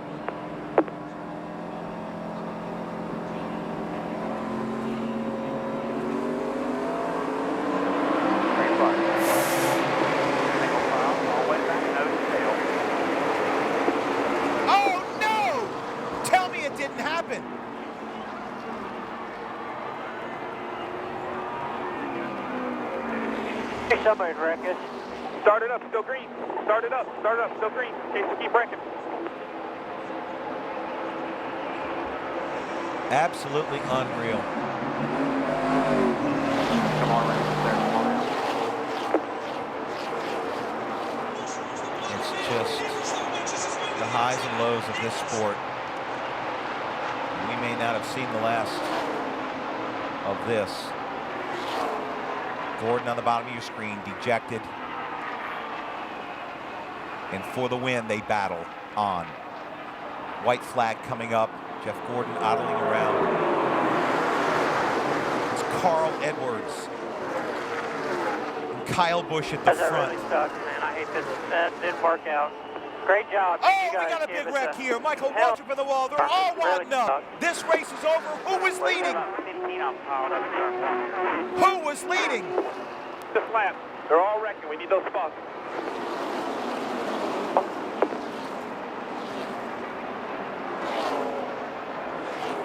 They're right behind you there.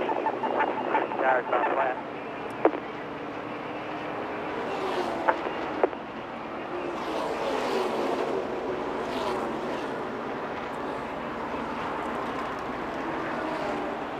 Look at this. Who is NASCAR going to declare the winner? It's either Carl Edwards. It is Edwards. They've put Edwards to the top of the board. I believe he was leading. Amazing. If it's Carl Edwards, they're going to signal him by. One more here. Oh, my. Now I got rid of that fender. I'll be all right. Sullivan said who won it. Who has won They it? threw it. They were door to door. Is it Edwards? We still haven't gotten the official word. My scoring monitor is frozen with Kyle Busch leading. They have to go back and look at the replay. Wow, this might take a moment or two. Just watch for the caution lights to come on upper right. Here's the replay. Watch for the caution lights. No caution lights. No caution lights yet. Kyle Busch is leading, but the caution is not out yet. I believe Kyle Busch might have. They've got 99 now on top of the board. No caution yet. Oof, this is close.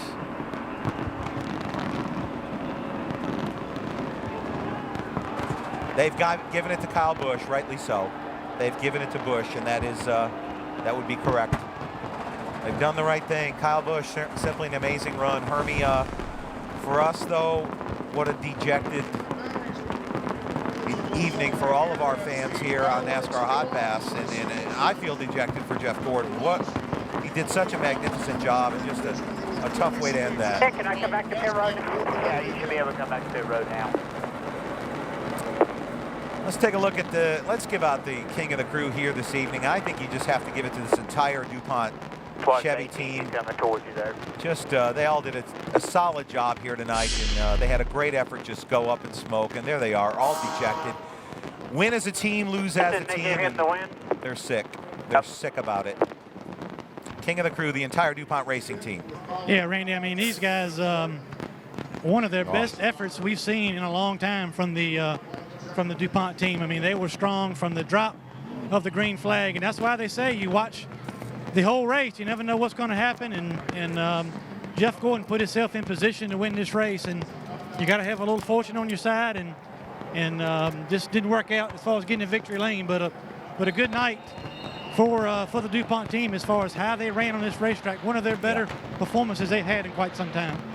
Absolutely. We're riding with Jeff Gordon still, rolling backwards up pit road. Kyle Busch, 6th win of the season, is turning the sport upside down. He started 26th, had the lead until the closing laps, running 2nd on a green-white checkered, got turned around, finished 30th. His 4th time outside the top 20. First time outside the top 20. Jason, you got to go take the plate off. Well, we had some great stops here tonight, but let's take a look at the Pennzoil ultimate stop of the night.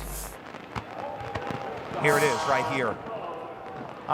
Pit stop number 5, lap 20, 125, a 13.7. They absolutely crushed this one from 4 tires and fuel.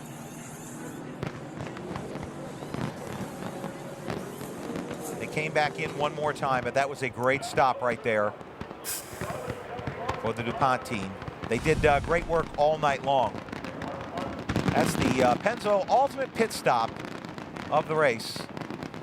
And there's a shot off the roof of the DuPont car. The fireworks going off for a very deserved winner, Kyle Busch. He's not the one that turned Jeff Gordon around. Kyle Busch goes to victory lane here at Daytona. Jeff Gordon, no question, dejected here after he did everything right until 2 to go. Gordon will finish 30th.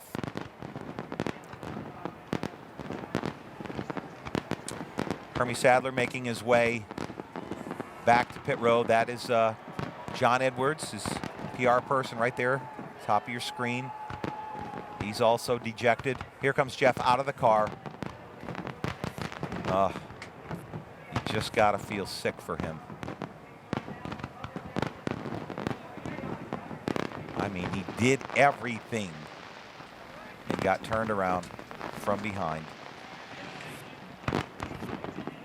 And as we said, we'll try and get up with Jeff Gordon here momentarily. Looking ahead, Jeff Gordon's career at Chicago. You know, we're off there next week right here on NASCAR Hotpass. Love to have you join us then. He's got 7 starts there, and yes, he's picked up a win. But look at this. 5 out of the 7 in the top 10. Another average finish, 10.8. Loves Chicago. So we'll have another shot next weekend with Jeff Gordon to go to victory lane and Don't be too dejected, fans. They ran very, very well tonight. Here's the full Hotpass lineup for you next week in Chicago. One more time.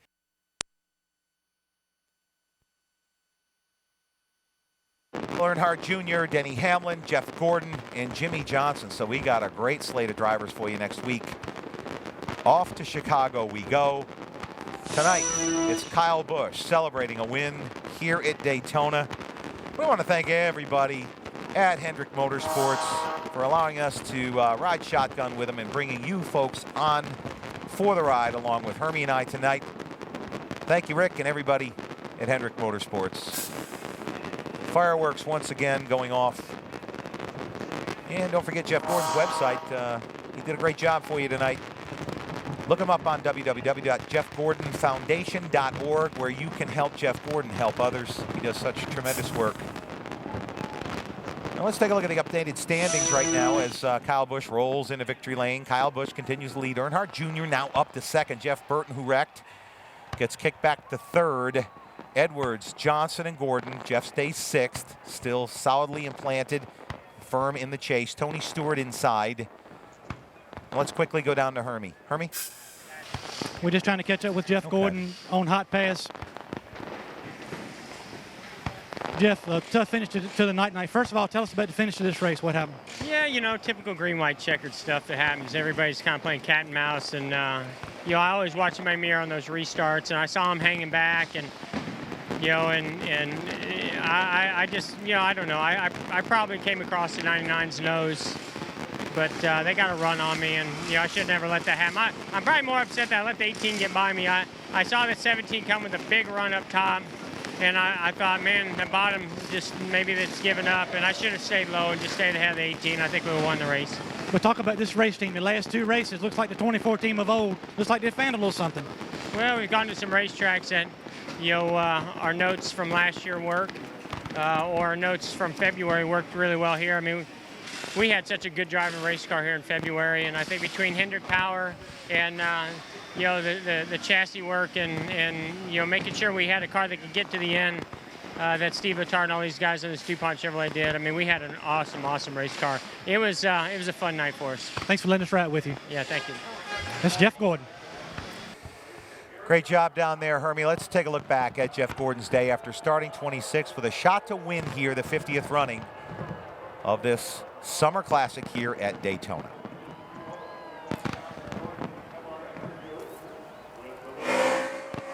Rolled off with a green flag here. Once again, he was 26th on the start, but boy, it didn't take him long to move up. Look at him blow by Matt Kenseth here, get the run on the outside. Working towards the front, about 8th car in line, goes around Harvick. Gets squeezed up by Blaney, but blows by Blaney as well. On to pit road. Little trouble here, gets it out in the grass as Jimmy Johnson comes up in front of him. Little trouble a couple of times on pit road, but a nice job by Jeff Gordon to keep the fenders on it. Here again, has to lock him up in front of Johnson. Johnson comes in front of him one more time. A lot of action on pit road here tonight, a lot of action on the racetrack. Teammates up front for quite, there's the big save by Kyle Busch. Yeah, he saved it. I don't know how. Unbelievable. Jeff Gordon talking about the save by Kyle Busch, lap 134. Hendrick up front. Here's where we take the lead. Kyle Busch pushes us out front. And I mean, does everything but just about wreck it right there. But Kyle Busch pushes him into the lead. Lap 155 with only 5 to go. Gordon leads. Trying to block, trying to figure out which way to go. Goes to the high side on Kenseth. But Carl Edwards to the bottom, pushes the 18 car. Actually, the 18 just gets a good bite. Gets up front, pushes himself into the lead. And Jeff Gordon was dejected by not blocking there. Here comes the green-white checker. And it looks like Gordon just kind of came down across the nose of the 99. Didn't blame Carl Edwards at all. Racing deal. Here it is, out the front on the restart. Just following the 18 and turned around. Happens. Racing deal. Jeff Gordon goes from second to a 30th place finish here this evening, and obviously dejected, but what a class act allow us to come to him and get an interview. Hermie, class act by Jeff Gordon. Yeah, it really is, and that's what you get here on Hotpass. We appreciate Jeff Gordon taking us for a great ride, Randy. And from the drop of the green flag, we all knew Jeff Gordon had a chance to win this race, and he was right there. And I think he made a good point that his biggest point of contention was that maybe he picked the wrong lane when the 18 car got in front of him. He was in good spot when the 18 car, was behind him, and, then pretty much acknowledged that, probably he came down on Carl Edwards and caused his own problem there. So, a man to step up and say he probably made that mistake. But just, that's in NASCAR, that's what you get. You never know what's going to happen until the checkered flag falls. But at the same time, it's got to be a little bit promising for this 24 team the last couple weekends, how they perform much better on the racetrack. Now, they hadn't got the finishes last week or this week, but certainly performing better on the racetrack at the right time. They need to get that going as we head into this chase. But this is a race team on a roll without the finishes so far. So pretty good night for the 2014 up until the white flag lap. Certainly was, Hermie, and we look forward to next week at Chicago. They should have a great run up there. Hermie, great job down there on pit road tonight, and I'll see you next week, buddy, in Chicago. Thank you so much. See you there, man. Well, that's it. Kyle Busch celebrating in victory lane. Want to thank everybody on board NASCAR Hotpass for making it all possible. Everybody in the truck, the fireworks go off. We want to thank you for being with us. This was the Coke Zero 400. Next week, we're off to Chicago for NASCAR Hotpass. So long, everyone, from Daytona. See you next week. Next Saturday, Denny Hamlin, Dale Earnhardt Jr., Jeff Gordon, and Jimmy Johnson are ready to make history under the lights in Chicago at the LifeLock.com 400. It's the first ever night race at Chicagoland Speedway, and the smooth, D-shaped oval track will have teams on their toes as they try to earn points for the chase. Don't miss